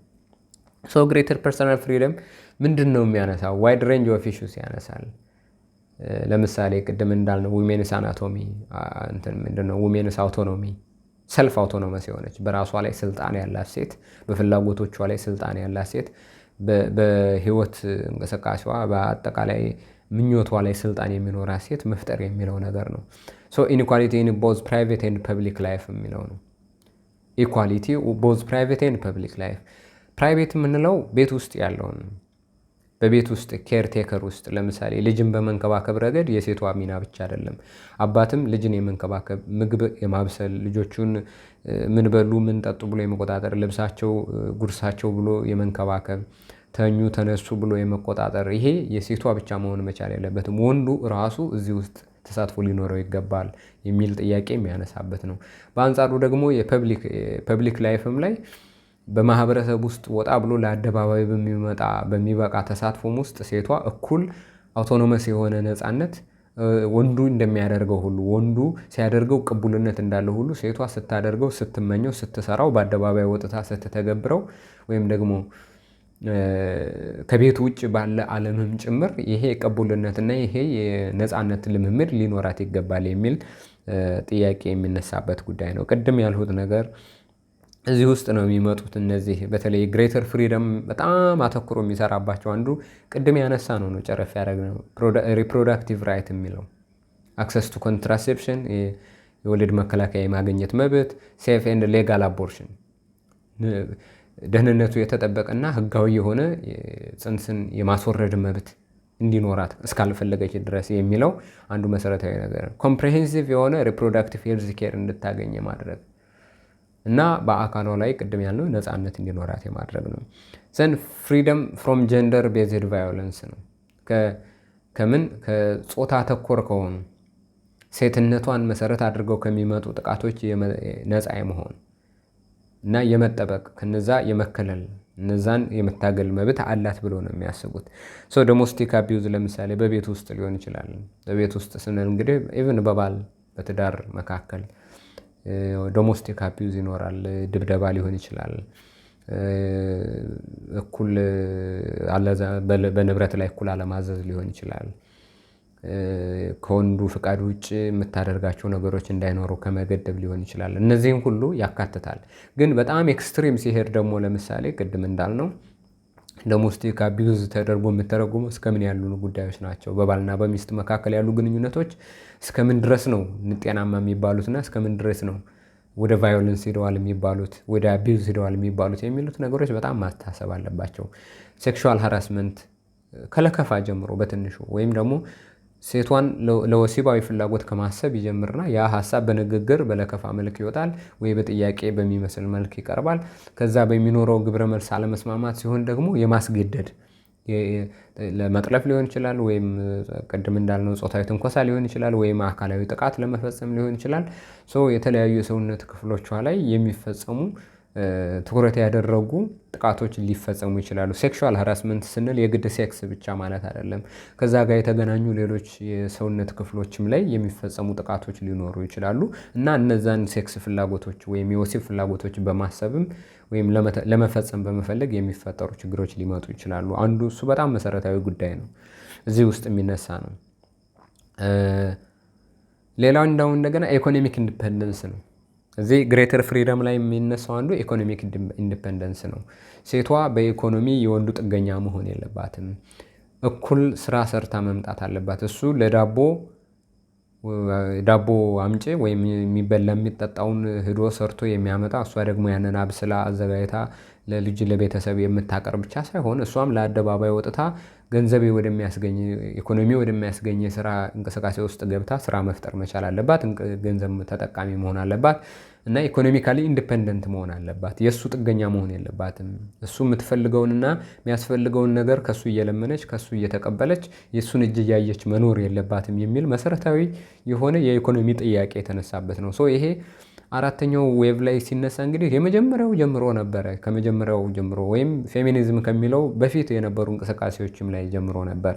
ምላሽ እንዳላገኘ የሚነሳው እንደገና ሪቫይቭ ያደረገው ወደኋላ ላይ ይሄ አራተኛው ጉዳይም ላይ የመጣ ነው። ኢኮኖሚክ ኢንዲፔንደንስ ስንል አንደኛው ኢኳል ፔይ ነው። ለእኩል የስራ እኩል ክፍያ የምንለው፣ በጾታ መድሎ አለማድረግ፣ አክሰስ ቱ ኢምፕሎይመንት፣ በእኩልነት ፍትሐዊ በሆነ መንገድ የስራ የማግኘት የተለያዩ ስራዎችን መስራት የምትፈልጋቸውን ስራዎች ለወንዱ የሚሰጡ እድሎችም ለእሷም የሚሰጡበትን ሁኔታ የመፍጠር፣ ፋይናንሻል ሊትሬሲ ወይም ደግሞ የፋይናንስ እውቀት ግንዛቤ እንዲኖራት የሚያስችሉ ስራዎች እንዲሰሩ ከትምህርት ጋር ሊሆን ይችላል፣ ትሬኒንግ ሊሆን ይችላል እና አጠቃላይ የፋይናንስ አስተዳደር ስርዓቶችን የማወቅ እና ያንን እውቀት የመያዝ መብት፣ ራይት ቱ ኦውን ኤንድ ኢንሄሪት ፕሮፐርቲ፣ ሀብት ንብረት የማፍራት እና ያንን ሀብት ንብረትም የማስተዳደር መብት እንዲኖራት ማድረግ ነው። ይህን ለምሳሌ ወደ እኛ ስናመጣው ብዙ ጊዜ አሁን እንኳን ኖርማል በደንብ እየተስተካከለ የሚመጣ የሚመስል ነገር አለ።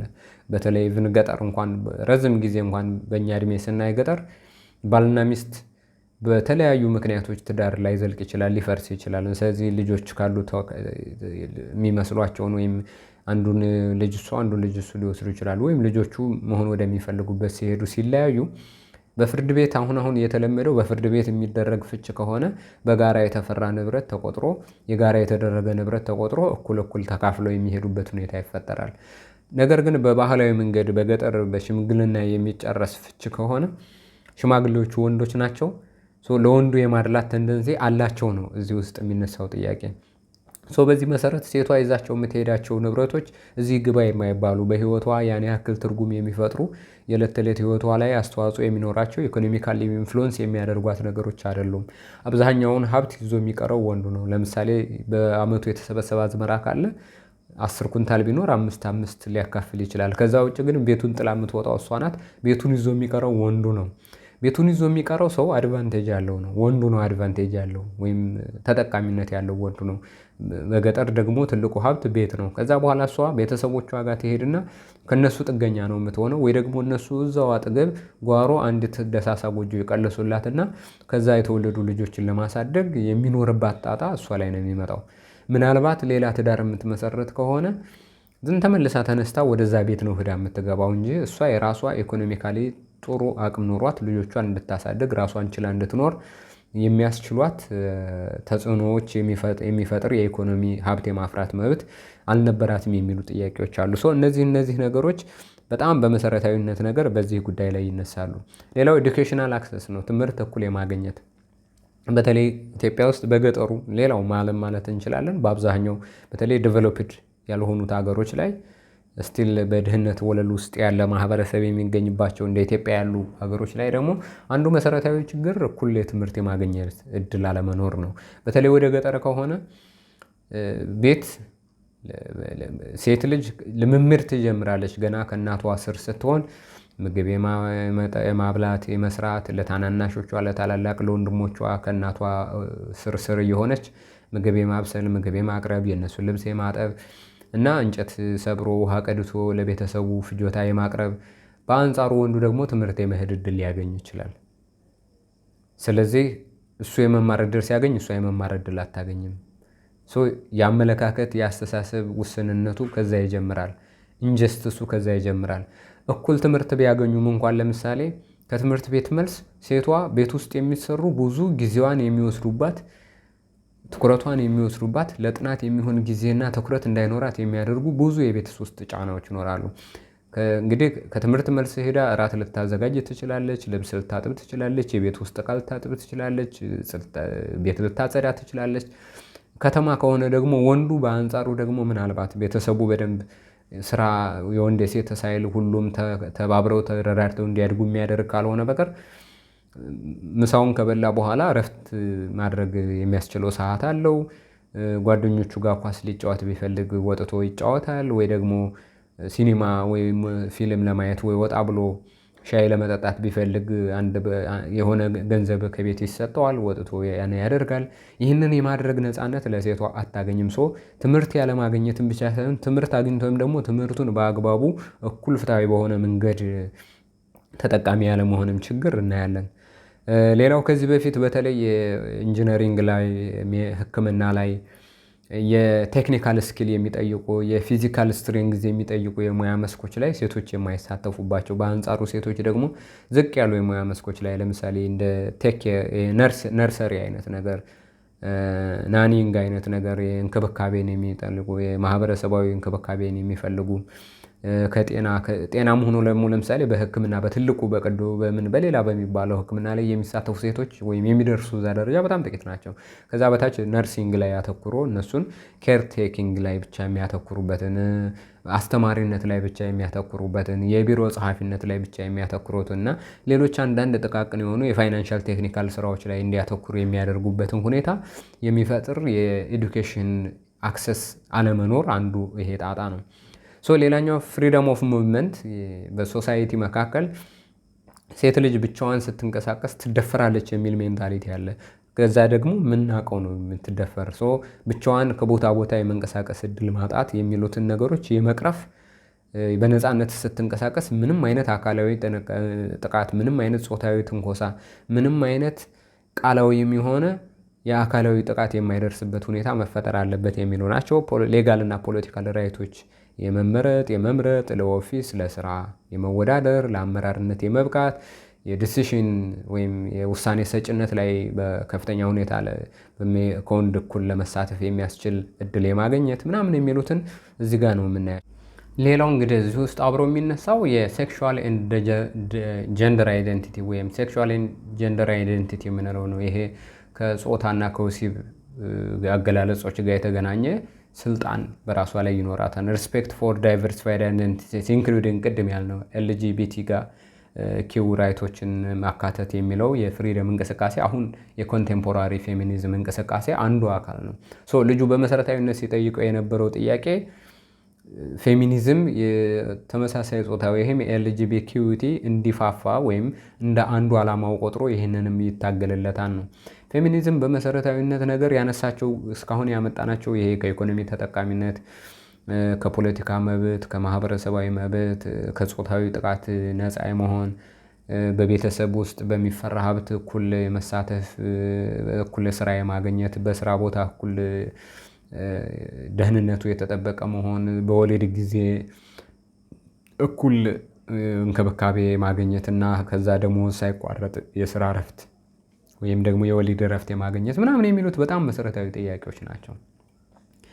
እነዚህን ጥያቄዎች አሁን በእኛ ነገር ሁኔታ ስቲል ገና ጥያቄ ያለባቸው ያልተፈቱ ጉዳዮች ናቸው። ስቲል በምዕራቡ ዓለም ቢሆን ገና ያልተፈቱ ናቸው። ብዙዎቹ ገና አድሬስ አልተደረጉም በወጉ። ከዛ የዘለለ ግን በጣም እየጸነፈ ወጥቶ አሁን ያለንበትን ጥያቄ የግብረ ሰዶማዊነት ጥያቄ የሚለው ያነሳው ልጁ እሱን የሚያካትት ሆኖ መጥቷል ማለት ነው። ሌላኛው ፍሪደም ፍሮም ካልቸራል ኤንድ ሪሊጂየስ ኮንስትሬንትስ ነው። ይሄ በጣም አሁን የዚህ ዘመን አንዱ በጣም ተቺዎች እንዲነሱበት ያደረገው ከኤልጂቢቲኪው ተጨማሪ ይሄ ካልቸራል ኤንድ ሪሊጂየስ ኮንስትሬንትስ ነው። በእርግጥ የካልቸር አሁን ለምሳሌ ቅድም ያለው ነው ወንድ ያው ምንድነው ሴት ብታውቅ በወንድ ያልቅ የሚል ሴት በጓዳ ወንድ በአደባባይ የሚሉ አስተሳሰቦችን በወንድ ይሁንታ ሴቷ ፍቃዱን እየፈጸመች መኖር አለባት የሚሉ የባህል ግንባታ ላይ የመጡ ወይም ባህል በደንብ የገነባቸው አስተሳሰቦችን መታገል በጣም ጤናማ የሆነና ተገቢ የሆነ ጥያቄ ነው። ሌላው ሪሊጂየስ ኮንስትሬንትስ አሉ። የሃይማኖት ስርዓቶች አሉ። የሃይማኖት ስርዓቶች የፈጠሯቸው በወንድና በሴት ወንድ እንዲህ ይሆናል፣ ሴት እንዴት ሆናለች። ለምሳሌ ብዙ ጊዜ አሁን በሃይማኖት ውስጥ ስናይ በማስተማር ቁሞ ይሄ በአደባባይ ወጥቶ ማስተማር የወንድ ስራ ነው። ሃይማኖት ባይብሊካልም የሆነ ነው። በእስልምናም ብንሄድ ለምሳሌ በክርስትናም ብንሄድ ጳጳሳት ብንል፣ ካህናት፣ ቀሳውስት ብንል፣ ዲያቆናት ብንል፣ መርጌታ ወይ ሌላም ብንል፣ ፓስተር ብንል፣ መጋቤ ብንል፣ ሼህ ብንል፣ ኢማም ብንል እነዚህ ጉዳዮች በብዛት የወንድ ተጽዕኖ ያለባቸው ናቸው እና ወንዴ ናቸው። ሃይማኖትም ራሱ ይሄ ሃይራርኪካል የሆነ ስትራክቸርን የሚያስቀጥል ስርዓት ስለሆነ የሴቶችን ተጠቃሚነት የሚያረጋግጥ አይደለም። ሴቶች እኩል ተሳትፎ እንዲኖራቸው የሚያደርግ ሳይሆን ሰሚሲቭ እንዲሆኑ፣ ተከታይ እንዲሆኑ፣ እንደ ፎሎወር እንዲቆጠሩ ነው እንጂ እንደ ሊደር እንዲቆጠሩ ስለማያደርግ ይህንን ቻለንጅ ማድረግ አለብን የሚል ነው አሁን ላይ ያለው ኮንቴምፖራሪ ጥያቄ። ይሄ በጣም ብዙ ነገሮችን የሚጋጭ ነው። ከብዙ ነገሮች ጋር ግጭት ውስጥ ጥል ውስጥ የሚገባ የትግል አካሄድ ነው ማለት ነው። ቻለንጅ ፕራክቲስስ ላይክ ቻይልድ ማሬጅ። በእርግጥ ይሄ ከባህል አንጻር ለምሳሌ በልጅነት የሚኖሩ ያለ ዕድሜ ጋብቻ የምንላቸውን ነገሮች በቤተሰብ አማካኝነት ከእድሜዋ ከፍ ላለ ልጅ የምትሰጥ ለምሳሌ እስልምና ውስጥ ከፍ ላለ ሼህ ወይም ደግሞ በአስተምህሮቱ ከፍ ያለ እድሜ ላይ ያለ ሰው ከስሩ ሴት ልጅ እንዳገልጋይና እንደሚስት በእድሜ የማትመጥነው ሰው የምትሰጥበትን ሁኔታ ለመከራከር የመጣ ነው። ይሄ ሆነር ቤዝድ ቫዮለንስ አለ። ለክብር ለነሱ ክብር ነው፣ ለእሷ ግን እንደ ባርነት፣ እንደ ጭቆና፣ እንደ ጥቃት ነው የሚወሰደው። እነዚህን ጥያቄዎች ነው። ድሬስ ኮድስ ሴት ስትለብስ እንዲህ ነው፣ ወንድ ሲለብስ እንዲህ ነው። ለምሳሌ በሃይማኖት ስንወስድ በሙስሊምም በክርስትናም ለምሳሌ ነጠላ መከናነብ ምንድነው? ሴቷ የሙስሊሞቹ የሚለብሱት አለ የሚኮናነቡት መሸፈን አለባት፣ እስከ እግር ታች ድረስ መሄድ አለበት። ወይም ደግሞ ቤተክርስቲያን ሲሆን ደግሞ ቀሚስ ታች ድረስ መለበስ አለበት። ሴት ሱሪ መልበስ የለባትም። ወይም ደግሞ አካላዊ ቅርጾቿን የሚያሳዩ ለወሲብ ወንዱን የወሲብ ፍላጎት እንዲያስብ የሚያደርጉ አለባበሶችን፣ የተጋለጡ አለባበሶችን መልበስ የለባትም። እንዲህ ነው መልበስ ያለባት ምናምን የሚሉ ከጾታ ጋር የተገናኙ የአለባበስ ስርዓቶችን የሚተች ነው ይህ አይነት እንቅስቃሴ የሚደረገው። ተስማምታ ካልሆነ በቀር ፈልጋ አምናበት ካልሆነ በቀር ተገዳ እሷ ሳታምን ግን እንደ ግዴታ ተቆጥሎባት የምታደርጋቸው ነገሮች ተገቢ አይደሉም የሚል እንቅስቃሴ የሚፈጠርበት ነው። ያንን መገዳደር ነው የዚህ ዘመን አንዱ የፌሚኒዝም እንቅስቃሴ ባህሪ ተደርጎ የሚወሰደው። ስቲል ግን መሰረታዊ ነገር ይሄ ከጾታ ጥቃት ጋር፣ ከኢኮኖሚ ተጠቃሚ ያለመሆን ጋር፣ ባህል ከሚፈጥራቸው በአስተሳሰብ ለወንድ ለሴት ከሚሉ የስራ ክፍፍሎች ጋር፣ ቤት ውስጥ ካለ የሀብት የማዘዝ ያለማዘዝ፣ እኩል የመሳተፍ ያለመሳተፍ፣ ኃላፊነትን እኩል የመውሰድ ያለመውሰድ የሚሉ መሰረታዊ ትግል የሚያስፈልጋቸው ጥያቄዎች በደንብ መታሰብ ያለባቸው ጥያቄዎች ስቲል አሁንም አልተፈቱም። ግን እነዚህኞቹ የቅንጦት ለሚመስሉ በተለይ ለታዳጊ ሀገራት ቅንጦት የሚመስሉ ጥያቄዎች የበለጠ ለዋናው ወይም ትግል ለሚያስፈልጋቸው ጉዳዮች የሚኖረንን ትኩረት ያበላሹታል። ወይም ደግሞ የተሳሳተ አረዳድና ግንዛቤ እንዲኖረን እና የተጠለፈ መንገድ እንደሄደ አድርገን እንድናስብ ሊያደርገን ይችላል። አንዱ መሰረታዊ ነገር እነዚህ ነገሮች ናቸው። ሜንታል ኤንድ ኢሞሽናል አውቶኖሚ፣ ሴት በስነ ልቦናዋም በአእምሯም ነፃነት ያላትና ስልጣን ያላት ሁና መታየት አለባት የሚለው ዘ ራይት ቱ ዲፋይን ዋንስ ኦውን አስፓይሬሽንስ ሪሌሽንሺፕስ and life passes without any societal pressure። ምንም አይነት ማህበረሰባዊ መገደድ ሳይኖርባት ወይም ማህበረሰባዊ ጫና ሳይደረግባት መሆንና ማሰብ ማድረግ የምትፈልገውን እንዲኖራት የምትፈልገውን ነገር በነፃነት መተግበር አለባት የሚል ነው። እዚህ ጋር ተጠያይዞ አሁን በጣም በደንብ መታየት ያለበት ዘት ፍሪደምስ ዲስማንትሊንግ ምንድን ነው? ዲስማንትል የሚያደርጉት እነዚህ አሁን ያነሳናቸው ነገሮችን ለማፍረስ የሚጥሩት ሲስተም ባሪየርስ ዛት ሃቭ ሂስቶሪካሊ ሊሚትድ ውሜንስ ኦፒኒየንስ ነው ወይም ውሜንስ ኦፕሽንስ ነው። የሴቶችን ምርጫ የሴቶችን ፍላጎቶች ይገድቡ የነበሩ ሲስተሚክ የሆኑ ስርዓት ወለድ የሆኑ ተግዳሮቶችን ለማፍረስ እና ለማስወገድ ነው እነዚህ ሂደቶች የሚቀናቀኑት እና በጣም ጽንፍ ሲወጡም ደግሞ አውዳሚ የሚመስሉን በዚህ ምክንያት ነው። እዚህ ውስጥ አሁን ሌላው ቀጥሎ ማንሳት ያለብን ሴክሹዋል ኤንድ ጀንደር አይደንቲቲ አውቶኖሚ የሚለውን ኢን ሪሌሽን ዊዝ ፌሚኒዝም ምንድን ነው የሚመስለው በደንብ ማሰብ ያለብን። በተለይ ነገሩን በጣም የበለጠ አሉታዊ መልክ እንዲኖረው የሚያደርገው እሱ ስለሆነ ነው። አንደኛው ቅድም ያልነው ነው ሴክሹዋል ኤንድ ጀንደር አውቶኖሚ የምንለው እንግዲህ ኮንቴምፖራሪ ፌሚኒስት አፕሮች ነው። በተለይ የአሁን ዘመን ፌሚኒስት ነው ወይም ሶስተኛውና አራተኛው የፌሚኒዝም እንቅስቃሴዎች ላይ እየተፈጠረ ነው። ከሶስተኛው ጀምሮ የተጠየቀ ጥያቄ ነው። ቅድም አይተናል። የዳይቨርሲቲ ወይም ደግሞ ኢንክሉሽኒስት የመሆን ወይም ደግሞ ኢንተርሴክሽናሊቲ የምንላቸውን ጥያቄዎች ማቀንቀን የተጀመረበት ጊዜ ነበር። እዚህ ጋር አሁን በጣም በዋናነት የሚታየው አውዜር ሴክሹዋል ኦሪየንቴሽናቸውን ጀንደር አይደንቲቲ ዊዛውት ዲስክሪሚኔሽን ኦር ሲስተሚክ ኮንስትሬንትስ ህግ የምንለው ባህል የምንለው ልማድ የምንለው ወግ የምንለው መድሎ ሳይደረግባቸው ነኝ የሚሉትን የጾታ ፍላጎት እያራምዱ መኖር መቻል አለባቸው፣ መብት ማግኘት አለባቸው የሚለው ቅድም ያልነው የተመሳሳይ ጾታና ሌላው ከሆሞሴክሹዋሊቲ ጋር የተገናኘ ወይም ከግብረ ሰዶማዊነት ጋር የተገናኘ ሌላውም ጉዳይ የሚነሳው እዚህ ጋር ነው። እነዚህ የፖለቲካል ፐርሰናል ሌቭሎች አሉት። የፐርሰናል ራይት ጉዳይ፣ የፖለቲካል ተጠቃሚነት ጉዳይ፣ የስትራክቸራል ለውጦችን የሚፈጥር ነው። ስለዚህ እነዚህ ነገሮች ኤክሰርሳይዝ ሲደረጉ ይሄ ኤልጂቢቲኪው ጉዳይ የመጀመሪያው ነገር ፐርሰናል ኤምፓወርመንት የምንለው ነው። ሴቶች እንዲያስቡት፣ እንዲቀበሉት፣ ልክነን እንደዛ ነው እኔም ለምሳሌ ጆርዲ ስትለው የነበረው አለ ወንድን እንዴት እንደምትፈራ ነግራናለች እና ለመፍራቷ ምክንያት አስቀምጣለች። ግን ከዛ በኋላስ ለምሳሌ ቢንግ ሲንግል ማም ልጅ ከሆነ የሚያስፈልገኝ አግብቼ መውለድ አይጠበቅብኝም፣ ደስ ካለኝ ጋር ልጄን አሳድገዋለሁ ራሴ የሚል ከዛ በኋላ ለልጁ የማንነት ጥያቄ ቦታ ያለመስጠት ከዛ ይልቅስ ለራስ ምቾት ትዳርን እንደ እስር ቤት መቁጠርና ከትዳር ውጭ በነፃነት በግሌ እኖራለሁ የሚለው ነገር እንደ ነፃነትና እንደ መልካም ነገር እሱን በደንብ ኤምፋሳይዝ አድርጎ በእርግጥ በጣም ጭቆና ከሚበዛበት ትዳር በነፃ በግል ወይም ትዳር አልባ መኖር ሊመረጥ የሚችል ይሆናል። ግን ደግሞ ያ ማለት ሁሉም ትዳር ጤናማ አይደለም ማለት አይደለም። ሁሉም ቤተሰብ ጤናማ አይደለም ማለት አይደለም።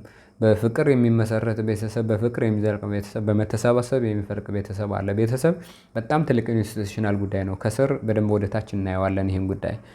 ከዛ በኋላ የፖለቲካ ጉዳዮች፣ ትግሎች ላይ፣ ፖሊሲዎች ላይ፣ ስትራቴጂዎች ላይ እነዚህ ጉዳዮች እንዲገቡና የማስፈጸሚያ ስልት እንዲሆኑ ይደረጋል። ስትራክቸራል የመንግስት መዋቅር ላይ፣ የስርዓተ ትምህርት ላይ፣ የባህል ልምምዶች ላይ፣ የካልቸራል ኢንክሉሲቪቲ በሚል እንዲገቡ፣ የጀንደር ሜንስትሪሚንግ በሚል እንዲገቡ የሚደረጉት ጥያቄዎች እነዚህ ላይ የሚነሱ በጣም መሰረታዊ ጥያቄዎች አሉና በቀላሉ ዝም ብሎ እንዲህ ሴት ወንድ በሚል ብቻ ልናልፈው የምንችለው አይደለም። ቅድም ያልነው አለ የቦዲ አውቶኖሚ ጉዳይ እና ኮንሰንት ስምምነት ያስፈልጋል። አካላዊ ነፃነትና በአካላዊ ነፃነታችን ላይ ደግሞ የምናደርጋቸው ነገሮችን የሚኖር ስምምነት ይኖራል ብለው የሚያስቡበት ነው። ይሄ ፋንዳሜንታል በጣም ዋንስ ኦውን ቦዲ ላይ ፋንዳሜንታል የሆነ ነፃነት የማግኘት ነው። ስር ነቀል የሆነ ነፃነትን የማወጅ ጉዳይ ተደርጎ ነው የሚወሰደው። ምን ያካትታል ይሄ? ለምሳሌ the right to choose one's sexual partner and practices የጾታ አጋርን የመምረጥ ቅድም እንዳልነው ነው። ለምሳሌ ወንድ ሴት ስትሬት ከሆነ ስትሬት ማለት ሴት መሆን እና ወንድ መሆን ከዛ በሁለቱ መካከል የሚኖር የጾታ ግንኙነት ማለት ነው። ሴክሹዋል ፓርትነር መምረጥ ስንል ያንን ካልፈለጉ ደግሞ ሴትና ሴት ወንድና ወንድ ወይም ደግሞ ባይሴክሹዋል ወይም ትራንስ የሚሉትን ነገሮች ሁሉ የመምረጥና ፕራክቲሶችን አሁን እኛ በወንድና በሴት መካከል ነው የግብረ ስጋ ግንኙነት ማለት በወንድና በሴት መካከል የሚፈጸም የወሲብ ተራክቦ ነው አይደል የምንለው በተፈጥሮ የምናመጣው ዴፊኒሽን። ግን እነዚህም ፕራክቲሶች ከዛም በዘለለ ኤክሰርሳይዝ የማድረግ መብት ቦዲው ሰውነቱ አካሉ የኔ እስከሆነ ድረስ መብቴ ነው ብላ እንድታስብ የማድረግ ነው። ሌላኛው the right to say no or yes without fear of violence or judgment ነው። እነዚህን ለማድረግና ለምሳሌ የወሲብ ጥያቄ ቢኖር እምቢ ወይም እሺ ማለትን በመፍራት ሳይሆን በጫና ሳይሆን ይሄ ግምት ይወሰድብኛል በሚል ሳይሆን በራስ ነፃነት ከፈለገች እሺ ካልፈለገች ደግሞ አልፈለገችም የሚል ነፃነት እንዲኖራት የማድረግ ነው። በመሰረታዊነት ነገር ይሄ ኢምብሬስ የሚደረገው ወይም ደግሞ ድጋፍ የሚደረገው ነገር መሰረታዊ ነገር አለ። ተገዳ እንዳይደፈር ወይ ደግሞ ጾታዊ ትንኮሳ፣ ጾታዊ ጥቃት እንዳይደርስባት፣ መገደድ እንዳይኖር፣ ፍላጎት እንዲኖራት ከፍላጎቷ ጋር በነፃነት ብታደርገው ጤናማ የሆነ የወሲብ ግንኙነት መፍጠር ምናምን የሚሉት ነገር ነው። ከዛ በዘለለ ግን ምናልባት ጽንፍ እየወጣ ሲሄድ ግን ለቤተሰብ ለመበተን፣ ለትዳር መበላሸት፣ ለፍቅር ህይወት መበላሸት አስተዋጽኦ ሊያደርጉ የሚችሉ ጉዳዮች ሊኖሩ ይችላሉ ነው። ዘ ራይት ቱ አክሰስ ሪፕሮዳክቲቭ ሄልዝ ኬር ቅድም ያልነው ኮንትራሴፕሽን እና አቦርሽንን መሰረት ያደረገ እሱ አንዱ መሰረታዊ ጥያቄ ነው። ሶ አንዱ የሴክሹዋል ኦሪንቴሽን ጉዳይ በጣም በቻሌንጅነት የሚነሳው እዚህ ጋር ያለው ነው። የትራንስጀንደር ጋር የባይናሪ አይዴንቲቲዎች የምንላቸው እና ኢንተርሴክሽናሊቲ የምንለው ቅድም ያልነው ከዲስኤቢሊቲ ጋር ከዘር ጋር ከክላስ ዲፈረንስ ወይም ከመደብ ልዩነት ጋር ከኢኮኖሚ ልዩነት ከባህል ልዩነት ጋር የተገናኙ ጉዳዮች የሚነሱበት ጉዳይ ነው። ሶ አሁን በጣም በመሰረታዊነት ወደ መጨረሻ የምናየው እና ፌሚኒዝም በጣም ከሚነቀፉበት ማለት የፌሚኒዝም እንቅስቃሴን የማይደግፉ ወገኖች ከሚያነሷቸው ትችቶች፣ ነቀፋዎች አንዱ አንጻር ፌሚኒዝም ኤክስትሪምሊ ኢምብሬስ ሲደረግ ኤክስትሪምሊ ኤክሰርሳይዝ እየተደረገ ሲወድ ፋሚሊ ትውልድን የሚያስቀጥለውን የሰው ልጅን ዘር የሚያስቀጥለውን እና አገርን የሚገነባውን ሶሳይቲን የሚገነባው መነሻ የሚሆነውን ፋሚሊ የሚባለውን ወይም ቤተሰብ የሚለውን ተቋም የማፍረስ አደጋ የሚፈጥር ነው ብለው የሚነሱበት ጥያቄ ነው። ስለዚህ ፌሚኒዝም እና ፋሚሊ እንዴት ነው የሚታዩት የሚለው ነው። ሰው አንድ በጣም መሰረታዊ ነገር ዳሜጅ ያደርጋል፣ ያፈርሳል ተብሎ ይጠየቃል። በፌሚኒስቶች ግን እንደዛ አይደለም የሚወስዱት ምንድነው? ፌሚኒዝም ቤተሰብን አይደለም የሚያፈርሰው ወይም ቤተሰብን አስ ኢንስቲትዩሽን ወስዶ ያንን ላለመቀበል የማፍራሽነት ሚና አይደለም ያለው። ከዛ ይልቅስ ያ ቤተሰብ የተባለው ኢንስቲትዩሽን በመግባባት ላይ፣ በመተማመን ላይ፣ በመተዋወቅ ላይ፣ በጋራ ኃላፊነትና በጋራ ጥቅም ላይ የተመሰረተ እንዲሆን በግልጽነኝነት የመነጋገር ኢኒሺዬሽን ነው የሚያነሳው ብለው ነው የሚወስዱት። ለምሳሌ ኢት ቻሌንጅስ ትራዲሽናል ፋሚሊ ስትራክቸር። ትራዲሽናል ፋሚሊ ስትራክቸር ምንድን ነው? ቅድም እንዳልነው ነው። ወንድ አደባባይ ወጥቶ ከቤት ውጭ ወጥቶ ሰርቶ ሀብት ይዞ የሚበላውን ምኑን ያንን ይዞ መጥቶ ቤተሰቡን የመመገብ የቤተሰቡን ከጥቃት የመከላከል ለቤተሰቡ ከለላ መሆን ኃላፊነት ይሰጣል። በአንጻሩ ያንን ተቀብላ በአግባቡ አዘጋጅታ በጊዜው አዘጋጅታ ለልጆቿ መመገብ፣ የልጆቿን ጤንነት መጠበቅ፣ የልጆቿን ስሜት መከታተል እና እድገታቸውን መከታተል፣ ጤናማ ሆነው እንዲያድጉ መከታተል፣ ባለቤቷ ከስራ ሲመጣ እሱን ተቀብሎ መንከባከብ ምናምን የሚሉት ነገሮች ናቸው። በተለምዶ የፋሚሊ ስትራክቸር ምንለው አባት ይኖራል፣ እናት ትኖራለች፣ ልጆች ይኖራሉ።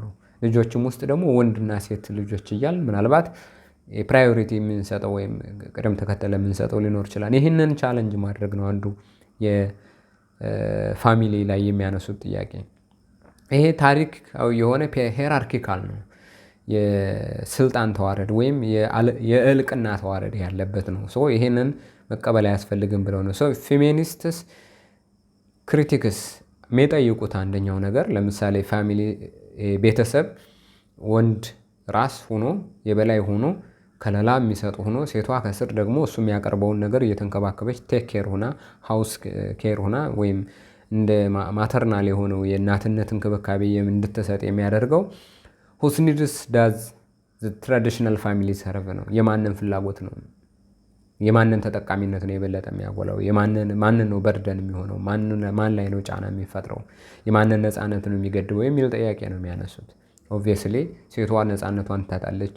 ሴቷ ለአደባባይ ለነፃነት እንድትበቃ አያደርግም። ወንዱ በሚላትና እሱ በሚያደርግላት ነገር ላይ እንድትመሰረት ዲፔንደንት ሆነ ያደርጋል የሚሉ መሰረታዊ ጥያቄዎች ያነሳል። who holds power within it? ፋሚሊ ውስጥ who is the powerful? the more powerful የሚሆነው አባት ነው ወይም ደግሞ አባወራው ነው፣ ወንዱ ነው፣ ባል ነው። ሴቷ ፓወር የላትም፣ ፓወርለስ ነች። የፓወሩ ባለቤት እሱ ነው። እሱ በፈቀደና ባወደደ ነው ነገሮች ሁሉ የሚሄዱት እና ይሄ ደግሞ ተገቢ አይደለም ብለው ነው ቻሌንጅ የሚያደርጉት። ሌላው ትራዲሽናሊ ፋሚሊ የምንለው እንግዲህ ባልና ሚስት እና ልጆች ያሉበት ተቋም ከሆነ እሱን ተሻግሮ መታሰብ አለበት። ፋሚሊ ማለት እሱ ብቻ አይደለም ብለው ነው የሚያስቡት። ለምሳሌ ሲንግል ማም መሆን ፋሚሊ ነው። ልጇ አለ፣ እሱ አለች፣ ዛትስ ፋሚሊ። ቅድም ያልነው ሌዝቢያን ሆነው ተጋብቶ አንድ ላይ መሆን፣ ጌይ ሆኖ ተጋብቶ አንድ ላይ መሆን፣ ትራንስጀንደር ሆኖ ተጋብቶ አንድ ላይ መሆን ዚስ ኢዝ ፋሚሊ ብለው ነው የሚወስዱት። የፋሚሊ ዴፊኒሽን በተፈጥሮ በባህል የምናስቀምጠው ወንድና ሴት ተጋብተው የፈጠሩት የቤተሰብ ጥምረት አይደለም፣ እሱ ብቻ አይደለም ብለው ነው የሚያመጡት። ፌሚኒዝም ክሪቲሳይዝ የሚደረግባቸው መሰረታዊ ነገሮች አሉ። ወይም ፌሚኒስት ስኮላርስ አርጊው ዛት ኮንቬንሽናል ፋሚሊ ሞዴልስ የሚተቹባቸው የሚለው ወይም ፌሚኒስት ስኮላሮች ወይም ቲዎሪስቶች ኮንቬንሽናል ይሄ የተለመደው የፋሚሊ ሞዴል አባትና እናት ኑሮ ልጅ አለ አባት ከላይ እናት ደግሞ የቤት ውስጥ እንክብካቤ የምታደርግ ብለው የሚፈጠረውን የፋሚሊ ሞዴል የሚተቹበት አንዱ መሰረታዊ ነገር ሪኢንፎርስስ ጀንደርድ ዲቪዥን ኦፍ ሌበር ነው።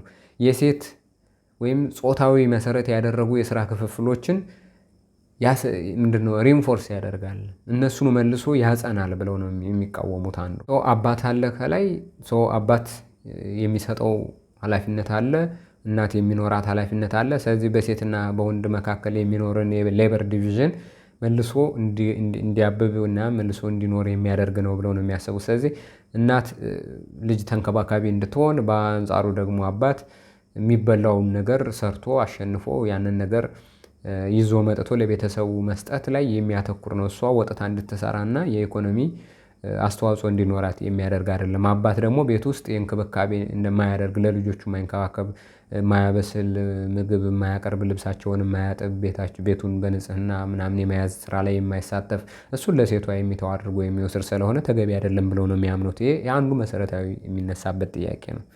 ሌላኛው እንደገና ኢት ሊሚትስ ውሜንስ ኢኮኖሚክ ኢንዲፔንደንስ ነው። የሴቷን የኢኮኖሚክ ነፃነት ይገድባል። ይሄ ኮንቬንሽናል የተለመደው የቤተሰብ ሞዴል የሴቷን የኢኮኖሚ ነፃነት ይገድባል፣ የሴቷን የውሳኔ ሰጭነት አቅም ወይም ስልጣን ይገድባል። ስለዚህ ይሄ ቻለንጅ መደረግ አለበት ብለው ነው የሚያምኑት። ቤተሰብን የሚገዳደሩት በዚህ ደረጃ ነው። ኖርማላይዝስ አንኢኳል ኢሞሽናል ሌበር ነው። የኢሞሽናል ሌበር የምንለው እንግዲህ ሴት የበለጠ ስሜት ግቡ ናቸው፣ የበለጠ ሩህሩህ እንስፍስፍ ናቸው። ወንድ ደግሞ ጭምት ነው፣ ስሜቱን አይገልጽም፣ ኢሞሽኑን አያሳይም። ለምሳሌ ወንድ አያለቅስም አይደለም፣ አንተ ምንድን ነው ሴት ይመስል የምታለቅሰው ይባላል እንዴ በተለምዶ። ወንድ ልጅ ሲያለቅስ ሲፈራ ምንድን ነው ሴት ይመስል ምናምን። እነዚህ የኢሞሽናል ሌበር ዲፈረንሶች አሉ። እነዚህን ባህል ነው ያመጣቸው ያዳበራቸው። ሴት ልጅ እንደዛ ሆና እንድታድግ፣ ወንድ ልጅ እንደዛ ሆኖ እንዲያድግ፣ እንደዛ እያሰበ እንዲያድግ እና ጭምት እንዲሆን፣ ስሜቱን እንዲያምቅ እንዲያፍን፣ የሩህሩህነት የተንከባካቢነት የሆደ ቡቡነት ስሜት እንዳይኖረው፣ ሴት ደግሞ በአንጻሯ ሩህሩህ እንድትሆን፣ የሚንሰፈሰፍ አንጀት እንዲኖራት፣ የተንከባካቢነት ስሜት እንዲኖራት፣ በቀላሉ የመነካት በቀላሉ ለደስታም ለሀዘንም ቅርብ የመሆን ስሜት እንዲኖራት የሚያስችሉ የባህል ስራዎችን ይሄ ኮንቬንሽናል ፋሚሊ ኢንስቶል ያደርጋል እና ይሄ መኖር መቻል የለበትም፣ ይህን መሻገር መቻል አለብን ብለው ነው የሚያስቡት። ሌላኛው በጣም የሚነሳበት ወይም የሚቀርብበት ትችት እንግዲህ ምንድን ነው?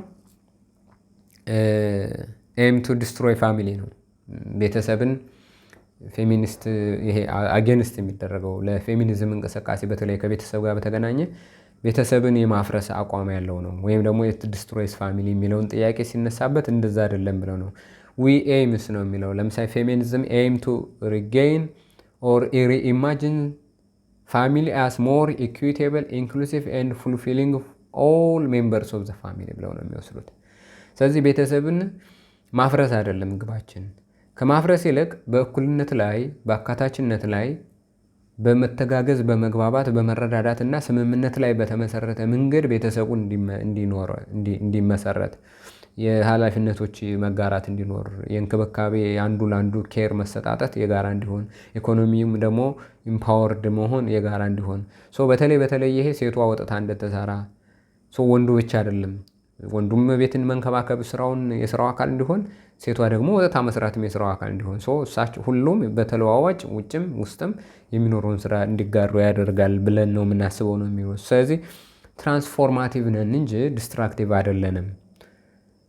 የበለጠ የቤተሰብን ምንድነው ሁኔታ፣ የቤተሰብን ፍላጎት፣ የቤተሰብን አንድነት፣ ህብረት የበለጠ እናሻግራለን፣ ወደ ተሻለ ከፍ ወዳለ የቤተሰብ ጥራት እናደርሳለን እንጂ አናፈርስም ብለው ነው የሚያነሱት። እሱ ቤዚካሊ ነው ወይ እኛ በተለይ ፕሮጀክቶች ተይዞላቸው ፈንድ ተፈጥሮላቸው የሚኖሩ የመብት እንቅስቃሴዎች ትኩረታቸው መሰረታዊ የሆኑ የጾታ እኩልነት ክፍተቶች ላይ ነው ወይ የሚለውን ጥያቄ በደንብ መጠየቅ ያስፈልጋል።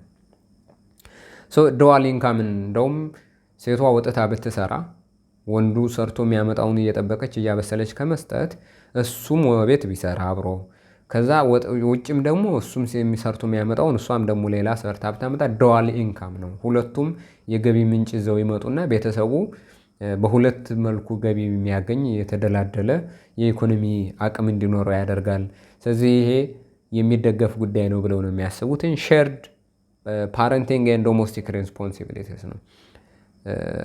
ምንድነው ይሄ? ቤተሰብነትን ለልጆች የሚኖረን እንክብካቤና ቤት ውስጥ ያለን ኃላፊነትም በጋራ የመጋራት እና አንዱ የአንዱን ሚና እየጠበቀ ሳይሆን ተጋግዞ ተረዳድቶ የመስራት ባህልን ማዳበር ነው አላማችን ብለው ነው የሚወስዱት። የወንድ ስራ የሴት ስራ ተብሎ አይደለም ነው። ግሬተር ኢሞሽናል ኦፕንነስ ፎር ሜን ነው። በተለይ ወንድ ቅድም እንዳልነው ነው፣ ጭምት ነው፣ ርህሩህ አይደለም፣ ስሜቱ ቅርብ አይደለም፣ ኢሞሽናል አይደለም የሚሉት። ሴቶች ደግሞ በአንጻሩ ስሜታዊ ይሆናሉ፣ አዘኔታ ይበዛባቸዋል፣ ስሜታቸው በቀላሉ የሚነካ ነው እና ኬር ቴኪንግ ላይ ለዛ ነው በጣም ኤክሰለንት የሚሆኑት፣ ለልጆች ስሜት በጣም ቅርብ የሚሆኑት ብለን ነው የምንወስደው። ይሄንን የበለጠ ወንዱም ጋር ስሜቱ አለ፣ ግን ስሜቱን እንዲጨቁን ኦፕሬስ እንዳደርገው አምቆ እንዲይዘው እንዳይገልጸው እንዳያንጸባርቀው አንተ ወንድ አይደለህ እንዴ ምንድን ነው ምናምን እየተባለ እየተተቸ ስለሚያድግ ያንን አምቆ መቀመጡ ነው እንጂ እሱም ያ ሰብአዊነት በውስጡ አለ። ስለዚህ ያንን ሰብአዊነት መጋራት ያስፈልጋል ነው መሰረታዊ ነገር። ኦፕን መሆን፣ ግልጽ መሆን፣ ሩህሩህነትን አብሮ ስሜትን ማንጸባረቅን ለወንዶች ይሰጣል። ስትሬንግዝ ፋሚሊ ቦንድ ነው። ወንዱ ስሜቱን ሳያምቅ እሱም ለቤተሰቡ ሁኔታ እኩል ከሴቷ ያላነሰ ስሜት የሚሰማው ከሆነ ኬርቴኪንግ ቫሊዩ የሚሰጥ ከሆነ ለመካከላቸው ወይም በቤተሰቡ መካከል የሚኖረው ጥንካሬ፣ ትስስር የበለጠ ጠንካራ ይሆናል ብለው ነው የሚያስቡት። ይሄ በጣም ጤናማ የሆነው አስተሳሰብ ስንገልጸው ነው። ሪኮግኒሽን ኦፍ ዳይቨርስ ፋሚሊ ፎርምስ ነው። የቤተሰብ ፎርሞችን ቅድም ያልነው ነው። አንዱ በጣም የሚተችበትና በተለይ በእኛ ሀገር ደረጃ ለምሳሌ ኤልጂቢቲኪው ህጋዊ ባልሆነበት በህግ ደረጃ ባልተቀበለበት እና የበለጠ ዶግማቲክ ነው ተብሎ በሚተች ማህበረሰብ ውስጥ የተለመደው የፋሚሊ ኖርም ምንድን ነው? ቅድም እንዳልነው ነው። ባልና ሚስት ይኖራሉ፣ ወንድና ሴት ናቸው፣ ይጋባሉ፣ ልጆች ይወለዳሉ። ወይም ደግሞ ባልና ሚስትን ብቻቸውን ሆነው ቤተሰብ ማለት በሁለት ወንድና ሴት ጾታዎች የሚፈጠር ተቋም ነው ማለት ነው። ከዛ ተቋም ባለፈ ከተለመደው ተቋም ባለፈ ያሉ የቤተሰብ መመስረት ሂደቶችን ማየት፣ ለምሳሌ ሲንግል ፓረንት ቅድም እንዳልነው ነው። ወይም ቹዝን ፋሚሊስ ለምሳሌ በተለያየ ጾታ ወይም በተመሳሳይ ጾታ ውስጥ ሲንግል ፓረንት ምነው ደግሞ ለምሳሌ ልጅ ከወለዱ በኋላ ለብቻ ማሳደግ እና ልጁንም ደግሞ ትዳር ሳይመሰረቱ የመውለድ ፍላጎቶች በብዙ ጊዜ በተለይ እኛ ሀገር አሁን በደንብ በወጣቶች ዘንድ ኤክሰርሳይዝ እየተለመደ ይመጣል። ምን ችግር አለው ወልደዋለሁ አይነት እና አሳድገዋለሁ ከፈለኩ ብሎ ኢኮኖሚክ ኢንዲፔንደንት ማግኘቱ ልጅን በነፃነት ለማሳደግ እስካስቻለ ድረስ ትዳር ውስጥ ምን አስገባኝ የሚል ሜንታሊቲ የሚፈጥር ግን በልጆች ላይ በአባትና በእናት አብሮ መኖር የሚገኘውን ፍቅር ልጆቹ ይዘው የሚያድጉትን የስነ ልቦና መበልጸግ ግምት ውስጥ ያላስገባ ማለት ነው። በአንጻሩ ልጆች በአንዳቸው በአባት ወይም በእናት ብቻ ሲያድጉ ደግሞ መጨረሻ ላይ በህይወታቸው የሚፈጥርባቸው የስነ ልቦና ጠባሳ ወይም ደግሞ የሁለቱንም ፍቅር በጋራ አግኝቶ አለማደግ የሚያሳድርባቸውን ተጽዕኖ ብዙ ግምት ውስጥ የማያስገባ ነው። እኔ አፕሪሼት አላደርግም። አማራጭ ከታጣ ግን ሊሆን ይችላል። ያ ማለት ግን ሁሉም ሲንግል ማም ወይም ሁሉም ሲንግል ዳድ ለልጁ ያጎድላል ማለት አይደለም። እናትና አባት አንድ ላይ ሆነው ልጆች ቢያድጉ ደግሞ ጥሩ ነው ማለት ነው። የበለጠ ባይሆንም ግን ደግሞ ኢትስ ኦኬ። ግን ፈርስት ቾይስ ተደርጎ በጣም እንደ አድቮኬሲ የሚሰራለት ከሆነ ግን which will be destructive ይሆናል የሚል እምነት አለኝ። ይሄ ምንድን ነው አጌንስት የሚያደርገው? በተለይ ይሄ መሰረታዊ ነገር greater autonomy allows people to have to live harmful or unequal relationships ነው። ስለዚህ ምንድነው የሚሉትኝ የፌሚኒዝም እንቅስቃሴ ወይም ፌሚኒስቶች ፌሚኒስት ቲዮሪስትስ ወይም ስኮላርስ ይሄ ሄራርኪካል የሆነው ፓትሪያርኪካል የሆነው ቤተሰብ ወይም ትራዲሽናል የሆነው ቤተሰብ ግልጽነት የሚጎለው የስራ ክፍፍሉ ወንድና ሴት መሰረት ላይ ያደረገ በትብብር በጋራ የሚኖርበት እስካልሆነ ድረስ ሃርምፉል ነው። ሴቷን የሚጎዳ የሚጨቁን ነው። ፍትሃዊ አይደለም። እሷ ለወንዱ ጥገኛ እንድትሆን የሚያደርግ ነው። ወንዱ ደግሞ ሁሉ ላይ የመወሰን ስልጣን በእጁ እንዲያደርግ የሚያደርግ ነው።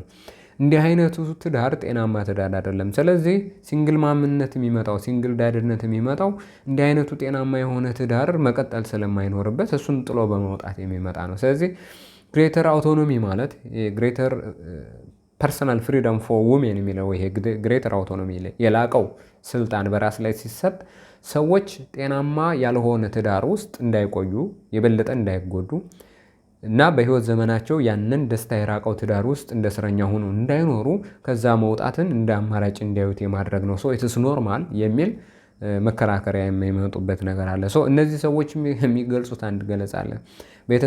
ፌሚኒዝም ትዳር አያፈርስም የሚሉት አለ። ምንድነው የሚሉት? ፌሚኒዝም ዲድንት ብሬክ ዘ ፋሚሊ ኢት ሪቬልድ ዘ ክራክስ ዛት ዌር ኦልሬዲ ዜር ነው። ስለዚህ ፌሚኒዝም እንዲህ አይነቱ የፌሚኒዝም ነፃነት ወይም ይሄ ፐርሰናል ግሬተር ፐርሰናል ፍሪደም ግሬተር ፐርሰናል አውቶኖሚ ለሴቷ ስንሰጥ በትዳር ውስጥ ያሉ ስንጥቆች እንዲታዩን ያደርጋል። እንዲታዩ ያደረገ የነበሩ መፍረሶች የትዳር መፍረሶች በራሳቸው ነበሩ፣ ግን እሷ ሸፍና ይዛቸው ምንድነው ገመና ነው በሚል ገመናዬን ለማንም አላሳይም በሚል አመቃ ይዛቸው የነበሩት ነገሮች እንዲታዩ ያደርጋል እንጂ መጀመሪያውኑም ፋሚሊው ኦልሬዲ ጤናማ ያልሆነ ፋሚሊ መሆኑን እንድናቅ ያደርጋል እንጂ በራሱ ፋሚሊውን የማፍረስ ግብ አይደለም ያለው። ኦልሬዲ ፋሚሊው ፈርሷል። የእሷ ትከሻ ላይ የእሷ ጫና ላይ እና የእሷ መብቷን ኮምፕሮማይዝ አድርጋ እንዲኖር ስላደረገች ነው እንጂ ብለው ነው የሚያስቡት። ሶ እነዚህ በጣም መሰረታዊ የሚባሉ ጥያቄዎች ናቸው የዚህ ዘመን የፌሚኒዝም እንቅስቃሴ ትኩረት የሚደረግባቸው። ግን እነዚህ ነገሮች ዝም ብለው ፌሚኒዝም ብቻ አይደለም። የፌሚኒስት ቲዮሪ ክሪቲኮች አሉት፣ በፋሚሊ ላይ የሚያነሳቸው ክሪቲኮች። ለምሳሌ ክሪቲኮቹ አንዱ ፋሚሊ ኖት አስ ኒውትራል ኦር ፕራይቬት ዩኒት አይደለበት ዲስከርሲቭ ሳይት ዌር ፓወር አይዲዮሎጂ ኤንድ ጀንደር ሮልስ አር ኮንስትራክትድ ኤንድ ኮንቴስትድ ነው። ስለዚህ ፋሚሊ ሲባል ዝም ብሎ ጤናማ የሆነ ወይም ደግሞ ናቹራል የሆነ ነገር ብቻ አይደለም። በወንድና በቤተሰብ መካከል እዛችሁ የሚቀር የፕራይቬት የሆነ አይደለም። በውስጡ ብዙ ነገር ያለበት ነው። የፓወር፣ የስልጣን፣ የኃይል ጉዳይ፣ የአይዲዮሎጂ፣ የርዕዮተ ዓለም ጉዳይ፣ የፖለቲሳይዝ የሚደረግ ብዙ ነገር አለ። የወንድ ሴት ሚና ተብሎ የመከፋፈል ጉዳይ፣ ይሄ ሶሻሊ ኮንስትራክትድ የሆነ ነገር ነው። ስለዚህ ስኖት ኒውትራል ነገር አይደለም ብለው ነው የሚያስቡት። ሶ ፋሚሊ አስ አይዲዮሎጂካል አፓራተስ ነው የሚወሰደው። ምንን አይዲዮሎጂካል አፓራተስ አድርገው የሚወስዱት እንግዲህ ዶሚናንት ኖርሞች አሉ ለወንዱ የሚያደሉ በባህልም በሃይማኖትም በሶሳይቲውም ወይም በማህበረሰቡም ጭምር እየተገነቡ የመጡ አይዲዮሎጂካል ቱሎች ናቸው እነዚህ ፋሚሊ ውስጥ ኢንጀክት የሚደረጉ። ስለዚህ እነዚህን የማፍታታት ስራ ነው የፌሚኒዝም ወደ ፋሚሊ መጥቶ ጥያቄ የእኩልነት፣ የፍትህ፣ የነፃነት ጥያቄ መጠየቁ ብለው ነው የሚያስቡት።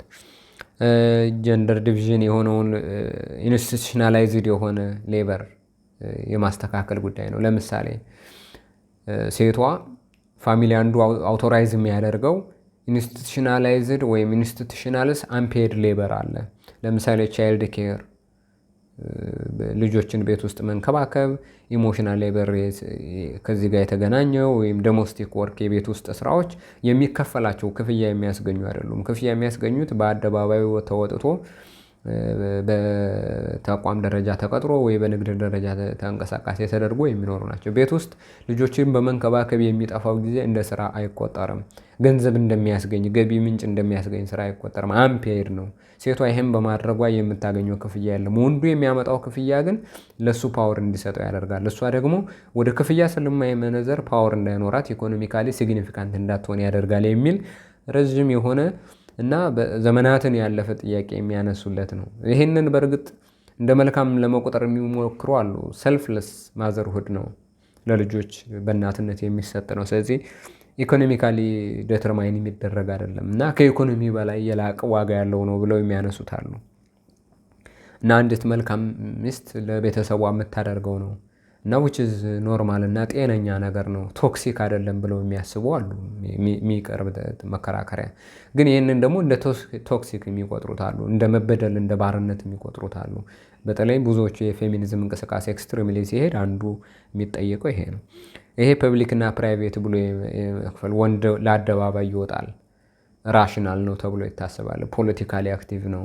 የሚወስናቸው ውሳኔዎች ደግሞ በጠቅላላ ማህበረሰቡ ላይ ተጽዕኖ እንዲፈጥሩ ያደርጋል። ሶ ፓወር አለው።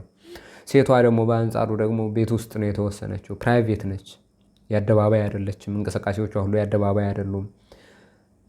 ሶ ዶሜስቲክ የምትለው ኢሞሽናል የምትለው ይሄ ጭምትነት፣ ድብቅነት ወደ ውስጥ ወደ ቤት የሚገደብ ሁኔታ አለው እና ይሄ ደግሞ the person is politics or political የሚለው ፐርሰናል ኢዝ ፖለቲካል የሚል የትግል እንቅስቃሴ እንዲፈጠር የሚያደርጉ ነገሮች ናቸው። ኢንተርሴክሽናሊቲ በደንብ ቅድም ያነሳነው ነገር ነው። ስለዚህ ፌሚኒስት ዲስኮርስ ዳዘንት ጀስት ክሪቲክ ምንድነው የሚያደርገው? ኢት ኦልሶ ሪኢማጂን ፋሚሊ ነው። ሶ የፌሚኒስት ዲስኮርስ አንዱ መሰረታዊ ጥያቄው በቤተሰብ ውስጥ ወይም የሚኖርን ሚና መሰረት አድርጎ ሴቷን ይጨቁናል ብሎ መሄስ ብቻ አይደለም። ፋሚሊን ሪዲፋይን አድርጎ በራሱ ንድፍ ወይም በራሱ አስተሳሰብ እና እይታ ወይም ወርልድ ቪው መነጽር ንጽረተ ዓለም የሚበይን ትርጉም ይሰጠዋል። ምንድነው የሚለው? ፋሚሊን አስ ስፔስ ኦፍ ኬር ኮንሰንት ኤንድ ሸርድ ሬስፖንሲቢሊቲ ነው። ስለዚህ በፌሚኒዝም አተያይ መሰረት ፋሚሊ የሚያስፈልግ ከሆነ ፋሚሊ የሚመሰረተው ፋሚሊ ወይም የሚኖረው ፋሚሊ ትራዲሽናል በሆነው መንገድ የወንድ የበላይነትና የሴቷ ደግሞ ታዛዥነት እና ከስር ኬርቴኬርነት ብቻ ሳይሆን አንዱ ለአንዱ እንክብካቤ የሚያደርግበት፣ አንዱ አንዱን የሚጠብቅበት፣ ኮንሰንት ስምምነት ያለበት እና ሪስፖንሲቢሊቲዎች ኃላፊነቶችም በጋራ መጋራት ያለበት፣ የጥቅምም ተጋሪነት የኃላፊነትም ተጋሪነት የኢኮኖሚም ተጋሪነት የሚኖርበትን ሁኔታ ነው ቤተሰብ ማለት የሚያስችለው ብለው ነው የሚወስዱት። ሶ ፌሚኒዝም ከልት ሲስተም አሁን አንድ የመጨረሻ እናንሳ። ልጁ አንዱ በጣም ያነሳው ፌሚኒዝም የባዕድ አምልኮ ወይም ደግሞ ጸረ ክርስቲያን የሆነ ወይም ጸረ ሃይማኖት የሆነ የሰይጣን አምልኮት ነው ሲል ነበር። ይሄ ኮንስፓይሬሲ ነው። ኦልሬዲ የሴራ ትንተና የኮንስፓይሬሲ ቲዮሪ ተጋላጭነት የሚፈጥረው ጣጣ ነው። ሶ ፌሚኒዝምን የበለጠ ለማጠልሸት በተሄደበት ርቀት ልክ በፌሚኒዝም የተነሱ ቅድም ያነሳናቸው አሉ። ከኢኮኖሚ፣ ከፖለቲካ፣ ከትምህርት የማግኘት፣ ከጾታዊ ትንኮሳ ጥቃት የመጠበቅ፣ እኩል ስራ ክፍያ የማግኘት፣ እኩል የኢኮኖሚ ነፃነትን አብሮ የማግኘት፣ የሀብት መጋራት የምንላቸው ነገሮች እነዚህን ነገሮች ላለመመለስ የሚደረግ የማጠልሸት ስራ ነው ብለው ነው የሚወስዱት። ሶ ካልት ሲስተም ከፌሚኒዝም ጋር የሆነ ቁርኝት አለው። ቁርኝቱ ግን በምን መንገድ ነው? in the form of what the stereotype of feminism as a purely secular or rationalist። አሁን ፌሚኒዝምን ፒውርሊ ሴኩላር አድርጎ ማየት ከባህል ጋር፣ ከእምነት ጋር፣ ከማህበረሰብ አስተሳሰብ ጋር፣ ከፖለቲካ አስተሳሰብ ጋር፣ ከኢኮኖሚ ፍልስፍና ጋር፣ ከብዙ የፖሊሲ ርዕዮተ ዓለማዊ የሆነ አታዮች ጋር በሙሉ የተቆራኘ እንዳልሆነ አድርጎ የተነጠለና ሴኩላር የሆነ ገለልተኛ የሆነ እንቅስቃሴ አድርጎ ራሽናሊስት የሆነ አፕሮች እንደሆነ አድርጎ ማየት አንዱ ተገቢ ያልሆነ ነገር ነው። ሶ ይሄ ስቴሪዮታይፕ ነው፣ ፍረጃ ነው፣ ፕሬጁዲስ የምትሉት አይነት ነገር ነው። ሶ ሂስቶሪካል ኮኔክሽን አለው። ግን ከልት ሲስተም ለምንድን ነው ወደ ፌሚኒዝም የመጣው? ወይም ፌሚኒዝም እንዴት ነው ከልት ሲስተምን እንደ አንድ የተጠቀምበት? ከልት ሲስተም ውስጥ ማነው ኦከልት ሲስተም ውስጥ ያሉ ልምምዶች እንዴት ነው ወደ ፌሚኒዝም የመጡት የሚለውን ይችን ባጭሩ ነኝ። ሶ ከ19ኛ ክፍለ ዘመንና በ20ኛው ክፍለ ዘመን መግቢያ ላይ ወይም ከ19ኛው እስከ 20ኛው ክፍለ ዘመን መጀመሪያ ላይ ባሉት ዓመታት ውስጥ በጣም ጠንካራ የነበሩ እንቅስቃሴዎች ነበሩ። ይሄ ስፒሪቹዋሊዝም መንፈሳዊነት የምንለው ይሄ መንፈሳዊነት ማለት ሃይማኖታዊነት ማለት አይደለም። አንድ እምነት ውስጥ ለምሳሌ ክርስትና ወይ እስልምና፣ ኦርቶዶክስ ወይ ካቶሊክ ወይ ፕሮቴስታንት ወይ እስላም ምናምን በሚል ሳይሆን ስፒሪቹዋል መንፈሳዊ ልምምድ የምንላቸው ወይም አንድ የአስተሳሰብ ወይም የአእምሮ ልህቀት ውስጥ የመገኘት ስፒሪቹዋሊቲ የምንለው፣ ቴዎሶፊ የምንለው፣ ፓጋኒዝም የምንላቸው ነገሮች በጣም ከፍተኛ የሆኑበት ሁኔታ ነው የነበረው። እነዚህ ነገሮች ትራዲሽናል የሚባሉት ሃይማኖቶች በተለይ ይሄ አብርሃሚክ ሪሊጅን የምንላቸው እስልምናና ክርስትና ሁሉም አይነት ሴክት፣ እስልምናም ሁሉም አይነት ሴክት ለወንዶች የበለጠ የሚያደሉ ናቸው። ሜል ኦሪየንትድ የሆኑ ወይም ማስኩላይኒቲ ኦሪየንትድ የሆነ ካልቸር ዲቨሎፕ ያደረጉ ናቸው። ፓትሪያርካል ካልቸሩን መጠበቅ የሚፈልጉ ናቸው ተብሎ ይታመን ስለነበር ሴቶች ሪጀክትድ ናቸው ወይም ነግሌክትድ ናቸው፣ ኤክስክሉድድ ናቸው ተብሎ ይታሰብ ስለነበረ እነዚህ ስፒሪቹዋሊዝም፣ ቴዎፌሲ፣ ፓጋኒዝም የምንላቸው ነገሮች እንቅስቃሴዎች ምን አደረጉ? they offered women alternative space for power and expression። ለሴቶች ስልጣናቸውንና ስሜታቸውን ፍላጎታቸውን መሆን የሚፈልጉትን የሚያንጸባርቁባቸው አማራጭ ቦታ ሆነው ነው የመጡት እነዚህ ነገሮች። ምክንያቱም በቤተ ክርስቲያን ውስጥ ወይ ደግሞ በመስጊድ ውስጥ ሴቶች በፊት ለፊት መጥተው የማያንጸባርቁትን የማይተገብሩትን ፓወርና ራስን ኤክስፕረስ የማድረግ የራስን ሀሳብ ኤክስፕረስ የማድረግ እድል ይሄኛው ስፔስ ሰጣቸው። ስለዚህ በዛ መሰረት ነው ወደ ኦከልት ሲስተም እያለ ልጁ ሲያነሳ የነበረው የሚመጣው። ዘ ሲስተም ኦፍን ምንድን ነው የሚያደርገው? ሲስተሙ ምንድን ነው የሚሰጠው? አንደኛው ነገር ኢት ኤሊቬትስ ፌሜናይን ኢነርጂ ነው። ሴታዊነት የሆነ ጉልበትን በደንብ ማንጸባረቅ፣ ኢነርጂን በደንብ ከፍ ማድረግ፣ ኢኒሺዬቲቭ እንዲኖራቸው ማድረግ፣ ሴታዊነት በደንብ እንዲንጸባረቅ ማድረግ። those roles denied by in the mainstream religion። ለምሳሌ ሴቷ በአውደ ምሕረት አትሰብክም፣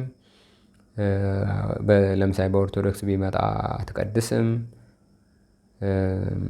ቄስ አትሆንም፣ ጳጳስ አትሆንም፣ ዲያቆን አትሆንም። ምክንያቶች አሉት፣ ሃይማኖታዊ ምክንያቶች። ይህንን አለመቀበል ነው።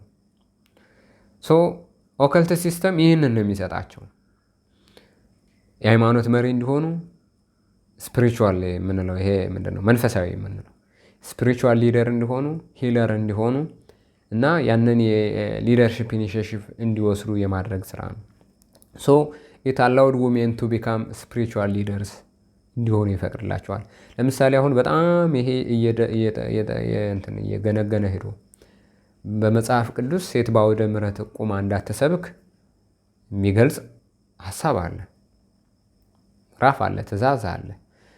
አሁን በጣም ይሄ ደግሞ ወደ ክርስትናውን መጥቶ በጣም ሊበራላይዝ እያደረገ በተለይ በምዕራቡ ዓለም እየተለመደ መጥቶ ሴት በአውደ ምሕረት ቁማ የምታስተምርበት፣ ስብከት የምትሰብክበት፣ ወንድሞች ባሉበት መካከል የምታደርግበትን ነፃነት ልምምድ ኢትዮጵያም ውስጥ እናያለን። ለምሳሌ በተለይ በፕሮቴስታንቲዝም ቸርቾች በደንብ በስፋት የምናየው ነው። ነብይ ናት ወይ? ነብይነት በእርግጥ በፊትም ነበረ፣ ግን አሁን በዚህ ባለው ሁኔታ በዚህ ባለው ልምምድ ነው ወይ የሚል ጥያቄ ሊያስነሳ ይችላል። ኦከልት ሲስተም ይሄን ይፈቅዳል ለሴቶቹ። ፌሚኒስት የሆኑ ሴቶች ሃይማኖት ፌሚኒዝምን ይጨቁናል፣ ወንድን የበለጠ እድል ይሰጣል፣ ሴትን ግን ያፍናል፣ ሴትን ግን ያገላል ብለው የሚያምኑ የፌሚኒስት ሙቭመንት ውስጥ ያሉ ሰዎች ወደዚህ ኦፖርቹኒቲ ሄደው ይህንን ፕላትፎርም የመጠቀም ስራ ሰርተዋል ነው። መሰረታዊ ነገር እሱ ነው። ሌላውን እንደገና የምናየው እዚህ ውስጥ ቻሌንጅድ ፓትሪያርካል አውቶሪቲ ባይ ኢምብሬሲንግ ሜስቲካል ኖውሌጅ አውትሳይድ ኢንስቲቱሽናል ኮንትሮል ነው። አሁን ኢንስቲቱሽናል ኮንትሮል አለ። ለምሳሌ እስልምናም ውስጥ ተቋማዊ ነው ሃይማኖቱ፣ ክርስትናም ውስጥ ተቋማዊ ነው እና በዛ ተቋም ውስጥ ደግሞ የሚሆኑ የማይሆኑ፣ ልክ የሆኑ ልክ ያልሆኑ፣ ቅቡልነት ያላቸው የሌላቸው የሚል መሰረታዊ ነገር እናገኛለን። ከዛ ውጭ የሆነ ልምምድ ማለት ነው። እውቀትን ከዛ ሜንስትሪም ከሆነው ኢንስቲቱሽናል ተቋማዊ ከሆነው አሰራር ውጭ፣ ቁጥጥር ውጭ የመለማመድና ያንን የመተግበር ፍላጎትን እውን የማድረግ ሂደት ነው ኦከልት ሲስተም የምንለው። ኦከልት ሲስተም አስ ሬቤሊየን ነው፣ እንደ አመፅ ነው የሚወሰደው። ዘ ኦከልት ሃዝ ኦፍን ሰርቭድ አስ ሲምቦሊክ ኤንድ ሊትራል ሬቤሊየን ነው። ትዕምርታዊ የሆነ ማመፅ ነው በሃይማኖት ላይ። ሃይማኖታዊ መሪዎች ወንዶች ናቸው የሚለው እና ወንዶች የበለጠ የእግዚአብሔርንም ይሁን የአላህን ወይም የፈጣሪን ፍቃድ፣ ፈጣሪን ህግና ስርዓት ለሌላው የሚያቀብሉና የሚጠብቁ የፈጣሪን ሚና በመሬት ላይ የሚተኩ ናቸው የሚለውን የተለመደውን የኖረውን የሃይማኖት አሰራር የመታገል ሲምቦል ወይም ትዕምርት ተደርጎ ነው የሚወሰደው ኦከልት ማለት ነው። ይህንን ነው ልጁ ሲያነሳ የነበረው። ስለዚህ ይሄ ደግሞ ከክርስትና በተቃራኒ ነው፣ ከእስልምና በተቃራኒ ነው። ሰይጣናዊ አስተሳሰብ ወይም የሰይጣን እምነት ብሎ የሚያነሳው ጉዳይ ይሄን ነው። ነገሩ የሰይጣን ነው አይደለም፣ ፍሪደም የመጠየቅ እና ያለመጠየቅ ነው የሚለው ሌላ ሊያከራክር የሚችል ጉዳይ ነው። አጌንስት ዶሚናንት ሲስተም ነው። በሌላ አባባል እዚህ ጋር የሚመጣው እንደገና ሌላው ለምሳሌ አንዳንድ ልምምዶች አሉ። ቅድም የስፒሪቹዋሊዝም ካል ነው መንፈሳዊነት ከምንላቸው በተጨማሪ ለምሳሌ የዊች ክራፍት ላይ የሚያተኩር ሜታፎር ፎር ፊሜል ኢምፓወርመንት ብዙ ጊዜ በተለይ አውሮፓ ላይ ሴቶች ናቸው የዊች ክራፍት ላይ በጣም ጎልተው ፓወርፉል ሆነው አስማት፣ መተት፣ ጥንቆላ የምንላቸው ነገሮች ላይ የበለጠ ፓወር ኑሯቸው ወይም ደግሞ ፓወርፉል ሆነው የሚታዩት ሴቶች ናቸው አውሮፓ ላይ በተለይ በብዛት እና ያን ደግሞ በተለይ በእነዚህ ቅድም ባልነው በ19ኛው እስከ 20ኛው ክፍለ ዘመን መጀመሪያ ላይ ባሉ ጊዜ አውሮፓ ውስጥ ዊችክራፍት የሚፈጽሙ ሴቶች ይገደሉ ነበር፣ ኤክስኪዩት ይደረጉ ነበር፣ በአደባባይ መቀጣጫ ይሰቀሉ ነበር እና ዊችክራፍት እንዲጠፋ ሲደረግ ያንን ኤክሰርሳይዝ የሚያደርጉ በተለይ በእንግሊዝ ምናምን በጣም ብዙ ግድያዎች እና ብዙ ጭፍጨፋዎች በመንግስትም በሃይማኖትም ስበብ ሲፈጸሙ ነበር። እነዚህ ነገሮችን የመገዳደር እና የመታገል መንገድ ነው። በተለይ በሁለተኛው ዌቭ ሙቭመንት ላይ ወይም ዌቭ ላይ የመጣ ጥያቄ ነው ይሄ። እንደውም አንድ መፈክር ነበራቸው። አሁን በተለይ የመጡት ዊችክራፍት ኦከልት ሲስተም ላይ የሚገቡ ፌሚኒስቶች የመሪነት ሚና ሃይማኖታዊ ወይም ስፒሪቹዋል ሊደርሽፕ ላይ የሚመጡ ሴቶች አንድ የሚያነሱት ነገር ምንድነው? ዊ አር ዘ ግራንድ ዳውተርስ ኦፍ ዘ ዊችስ ዩ ኩድንት በርን። ያኔ ይቃጠሉ ነበር፣ ኤክስኪዩት ይደረጉ ነበር። ስለዚህ ያላቃጠላችኋቸው ወይ ያልገደላችኋቸው ዊችስ የምንላቸው የጠንቋዮች የምንላቸው የነዛ ልጆች ወይም የልጅ ልጆች ሴቶች እኛንን የሚል በአደባባይ ወጥቶ ያንን ኢምብሬስ የማድረግ ፓወር ነው ወይም ታሪካዊ ግንኙነት አለው። ውሜንስ ኖውሌጅ ኤንድ ፓወር ኤክሰርሳይዝ ማድረግ በሪሊጂየስ በስፒሪቹዋል ፐርስፔክቲቭ ስንወስደው ነው። ኮንቴምፖራሪ ኤክስፕሬሽኑ ብዙ ነገር ልናመጣ እንችላለን። ለምሳሌ አሁን ባለው ላይ ሜኒ ፌሚኒስትስ የሚያነሱት ስፔሻሊ ኢን ኢንተርሴክሽናል ስፔስ ቅድም ልጅቷም ውይይቷ ላይ ስታነሳ ነበር ጆርዲ አስ ኢንተርሴክሽናል ፌሚኒስት ነኝ የሚለው ነገር ብዙ የሚያስተጋብሮች አሉት እዚህ ውስጥ ላይ አንስተነዋል። ስለዚህ እዚህ ጋር አስትሮሎጂ፣ ሪቹዋል፣ ዊችክራፍት የሚሉ ኤክሰርሳይሶች አሁን ላይ በደንብ ስራ ላይ ይውላሉ። በፌሚኒዝም እንቅስቃሴ በጣም አፕሪሼት ይደረጋሉ። በፊልሞች ላይ በደንብ ይመጣሉ። በመጽሐፍት ላይ ተጽፈው ይመጣሉ።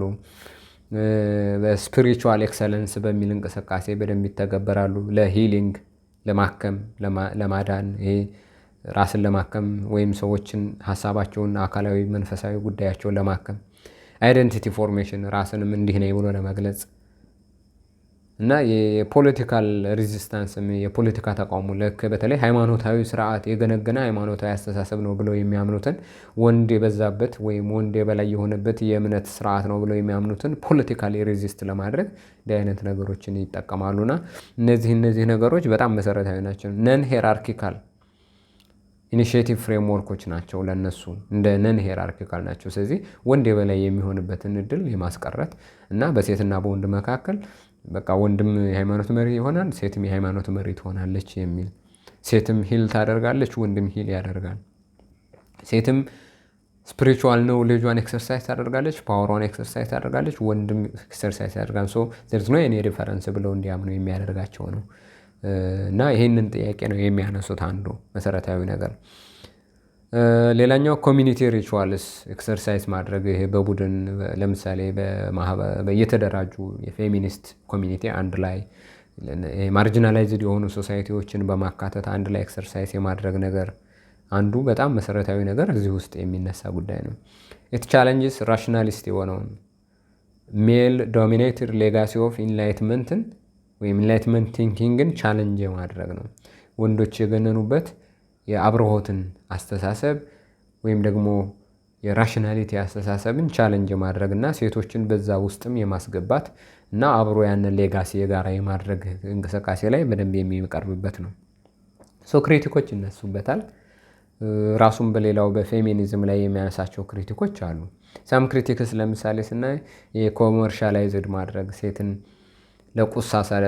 ቁሳዊ ለሆነ ፍላጎት የበለጠ ተሸናፊ እንደሆነች አድርጎ የማሳል ዲስትራክቲንግ ፍሮም ማቴሪያል ስትራግል ሴት እንግዲህ በተለይ ኢኮኖሚክ ጀስቲስ እንዳይኖራት አሁን የምታነሳቸው ኢኮኖሚክ ጀስቲሶችን ራሽናል በሆነ መንገድ አድሬስ እንዳይደረግ እንቅፋት የመሆን ሌጋል ሪፎርሞች እንዲኖሩ የማድረግ እና ያለማድረግ ጥያቄዎች እዚህ ውስጥ ነው የምናነሳቸው እነዚህን ሁሉ ስቲል አሁን ምንድነው ሪቹ የኦከልት ሲስተም ልጁ ያነሳው የሰይጣን አምልኮ ሲለው የነበረው አሁን እሱ ነው ሰይጣን አምልኮ ያለው እሱን እንዴት ዲፋይን እናደርገዋለን አንድ ሌላ ችግር ነው the symbolic power of the cult ነው አሁን እንግዲህ as a space of reclaiming female knowledge ነው የሴትን ዕውቀት ሪክሌም ማድረግ እና ሴት የምታውቀውን ነገር ይዞ መጣት ለምሳሌ ምንድነው ሴት ብታውቅ በወንድ ያልቅ ይላል አይደለም ሴት የምታውቀው ነገር በራሷ በሴትም መፈጸም አለበት ኤክሰርሳይዝ መደረግ አለበት የሴት ዕውቀት ከአደባባይ መውጣት መቻል አለበት ከጓዳ ወጥቶ ለአደባባይ መብቃት አለበት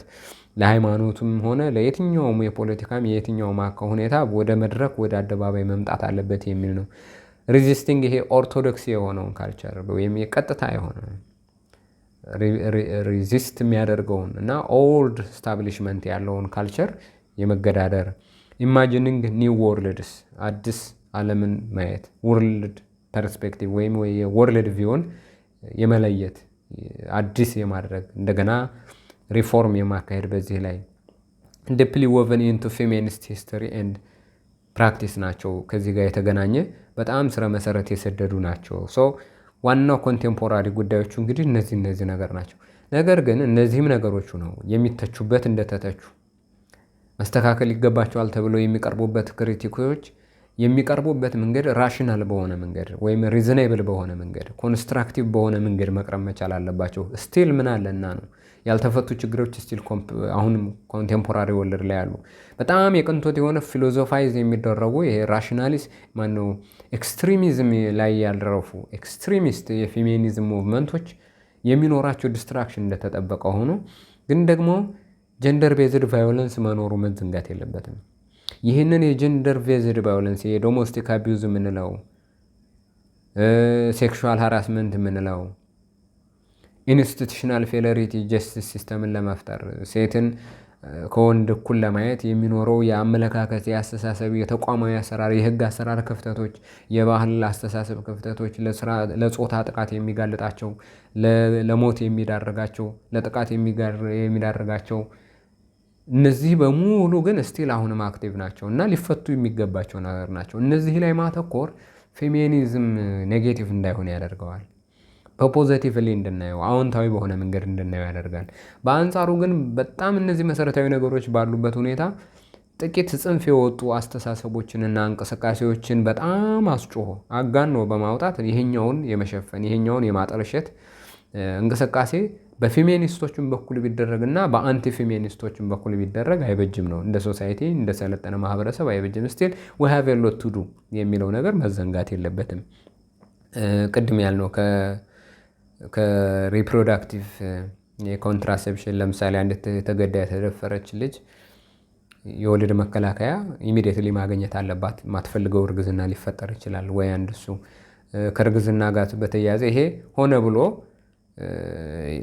ኃላፊነት ላለመውሰድ የራስን ኃላፊነት ላለመወጣት በአስቻይ ሁኔታ ውስጥ ሆኖ ጽንሱን ለማስወገድ ሳይሆን ነገር ግን አስቻይ ባልሆነ ሁኔታ ውስጥ ሆኖ ደግሞ ጽንሱን ለማስወገድ የሚሆኑ ሁኔታዎችን በደንብ ለያይቶ ማየት ያስፈልጋል እነዚህ ነገሮች በደንብ ማየት ያስፈልጋል ኢንክሉዥን ሊኖር ይገባል አካታችነት የምንላቸው ቀደም እንዳልነው ነው ወንድ ሴት በሚል መነጣጠል ሳያስፈልግ በቆዳ ቀለም ልዩነት መነጣጠል ሳያስፈልግ በቤት ውስጥ ባለ የመጣንበት ያስተሳሰብ የባህል የአመለካከት ሁኔታ ውስጥ ልዩነት ሳያስፈልግ ኢኮኖሚካሊ ደግሞ ኢንዲፔንደንት የመሆን ማለት በሌላ አባባል ሴትም ወንድም የኢኮኖሚ ሴኩሪቲ ሊኖራቸው ይገባል ሰርታ ሀብት ማግኘት አለባት የሀብቱ የጋራ ነው ወንድ ሰርቶ ማግኘት አለበት ሀብቱ የጋራ ነው የሚሆነው ኢኮኖሚክ ኢኳሊቲ ካለ ግን እሷ የበለጠ ሀብት ተጎጂ ሆና እሱ የበለጠ ተጠቃሚ የሚሆንበት ስርዓት ከተፈጠረ እነዚህ ነገሮች መስተካከል አለባቸው ለምሳሌ አንፔድ ኬር ወርክ ክፍያ የማያስገኙ ስራዎች ላይ ህይወቷን እንድታሳልፍ ጊዜዋን ዘመኗን እንድታሳልፍ ወንዱ ደግሞ በአንጻሩ ሀብት የሚያፈራበት እድል እንዲያገኝ የማድረጉ ነገርን በደንብ ቻሌንጅ ማድረግ ያስፈልጋል ኦኩፔሽናል ሴግሪጌሽኖች አሉ አንድ የሙያ ዘርፍ ወንዶች ብቻ በጣም የበዙበት የሆነ የሙያ ዘርፍ ደግሞ ሴቶች ብቻ። ለምሳሌ በእኛ ሀገር ብንሄድ በዩኒቨርሲቲ ውስጥ በጣም እዚህ ግባ አይባልም የዩኒቨርሲቲ ፕሮፌሰሮቻችን ሴቶቹ። ሕክምና ውስጥ በጣም ቁጥራቸው ውስን ነው። ሕግ ውስጥ ብንሄድ በጣም ቁጥራቸው ውስን ነው። ሳይንስና ምርምር ውስጥ ብንሄድ በጣም ቁጥራቸው ጥቂት ነው። ወንዶች ይበዙበታል። ፖለቲካ ላይ ብንሄድ ወንዶች በጣም ይበዙበታል። ስለዚህ ሴቶች አቅም እየተፈጠረላቸው በየሚፈልጉት የሙያ መስክ ደግሞ እድሉ እየተመቻቸላቸው ኦፖርቹኒቲው ኖሮ ካፓሲቲ ቢልዲንግ ኢምፓወርመንት እየተሰራ ግን ያንን መሆን የሚፈልጉትን የሙያ መስክ እንዲሆኑ የሚያስችል ሴናሪዮ መፈጠር መቻል አለበት። ይሄ ሴግሪጌሽን ኦፍ ኦኩፔሽናል ስፔሶች ለአንድ ለሆነ ለወንድ ወይ ለሆነ ተብሎ የተያዙት መስተካከል አለበት።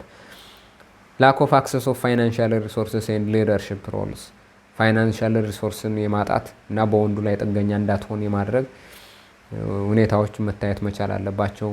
ያንንም የማስተዳደር ስልጣን ደግሞ ከወንዱ እኩል ሴቷ ማግኘት መቻል አለባት። ቤት በጋራ ባፈሩት ንብረት ላይ ከወንዱ እኩል የማግኘት እና ያንን የሊደርሺፕ የማስተዳደር ሀብቷን የመጠቀም ስልጣን ሊኖራት ይገባል። እነዚህ ነገሮች በጣም መሰረታዊ ነገሮች እና ልንፈታቸው የምንችላቸው ናቸው። የአሁን ዘመን ደግሞ አንዱ ለምሳሌ ሀራስመንቶች ኢቭን ዲጂታላይዝድ ሆነዋል። ኦንላይን ሀራስመንቶች ይመጣሉ። እነዚህ የአሁን ዘመን የሚነሱ ጥያቄዎች ናቸው። አልጎሪዝም ባያዛለ ሴንሰርሺፕ ኦፍ ፊሜል ምንድነው ፌሚኒስት ኮንተንቶችን ሴንሰርሺፕ ያደርጋል አልጎሪዝም። ወይም ደግሞ ቫዮለንት የሚቀሰቅሱ ወይም ጾታዊ ጥቃትን የሚያበረታቱ ሁኔታዎች ስቲል በኦንላይን ይታያል። በቪዲዮ ጌሞች ልናይ እንችላለን። ሴክሲስት የሆነ ሜንታሊቲ ያላቸው ለምሳሌ በጣም ማስኩላይን የሆነ ቪዲዮ ጌም ላይ በጣም ማስኩላይን የሆነ ካራክተር ይኖራል። ያ ማስኩላይን የሆነ ካራክተር በዊክ ናቸው ተብሎ በሚታስበው ሴቶች ወይ እንደዚህ ላይ ተጽዕኖ የሚፈጥር በሴትና በወንድ መካከል ያለ የጌም ጨዋታ ማለታችንን እሱን ልናይ እንችላለን። ሴቷን ደግሞ ለራቁትነት ለፊዚካል አፒራንሷ ተጋላጭነት ለወሲባዊ ሁኔታዋ ተጋላጭ የሆነች አድርጎ ጌሞች ላይ መሳል ያ ደግሞ የሚጫወቱት ህፃናት ሜንታሊቲያቸው አብሮ እንዲያድግ የማድረግ ከዛ በኋላ የቫዮለንት የሆነ ቢሄቪየር ዲቨሎፕ እንዲያደርጉ ለሴክሹዋል ቫዮለንስ በጣም ቅርብ የሆነ ፍላጎት እንዲኖራቸው እና ያንን ለኮሚት ለማድረግ እድል እንዲኖራቸው የማድረግ ልምምዶች ይመጣሉና እነዚህን ነገሮች በደንብ ማስተካከል ያስፈልጋል ማለት ነው። ሚዲያም ላይ አሁን የምናየው የማስታወቂያዎች ላይ የሚዲያ አዘጋገቦች ላይ የበለጠ ወንዶችን ዶሚናንት ወንዶችን የበለጠ ድምፃቸውን ማሰማት የበለጠ የእነሱን ሀሳቦች ማካተት ሴቶች በሶርስም ይሁን ወይ ደግሞ ቮይስ በማድረግ በመሆን ረገድ በጣም ማርጂናላይዝድ መደረግ እነዚህ በጣም መስተካከል ያለባቸው ናቸው።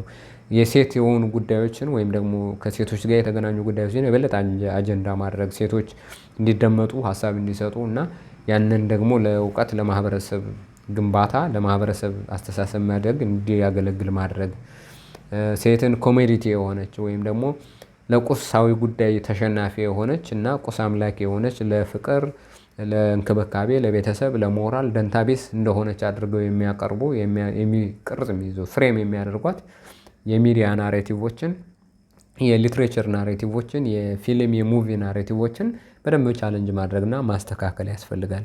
እነዚህ መሰረታዊ ነገሮች ናቸው መታየት መቻል ያለባቸው እንጂ ይሄ ቅድም ያልነው የኦካልት ሲስተሙ ጋር የሚነሱና ከኤልጂቢቲኪው ጋር የሚነሱ ትዳርን ኢንስቲቱሽናላይዝ የሆነውን ነገር አይጠቅምም ወደሚል ጽንፍ የሚሄዱ አተያዮች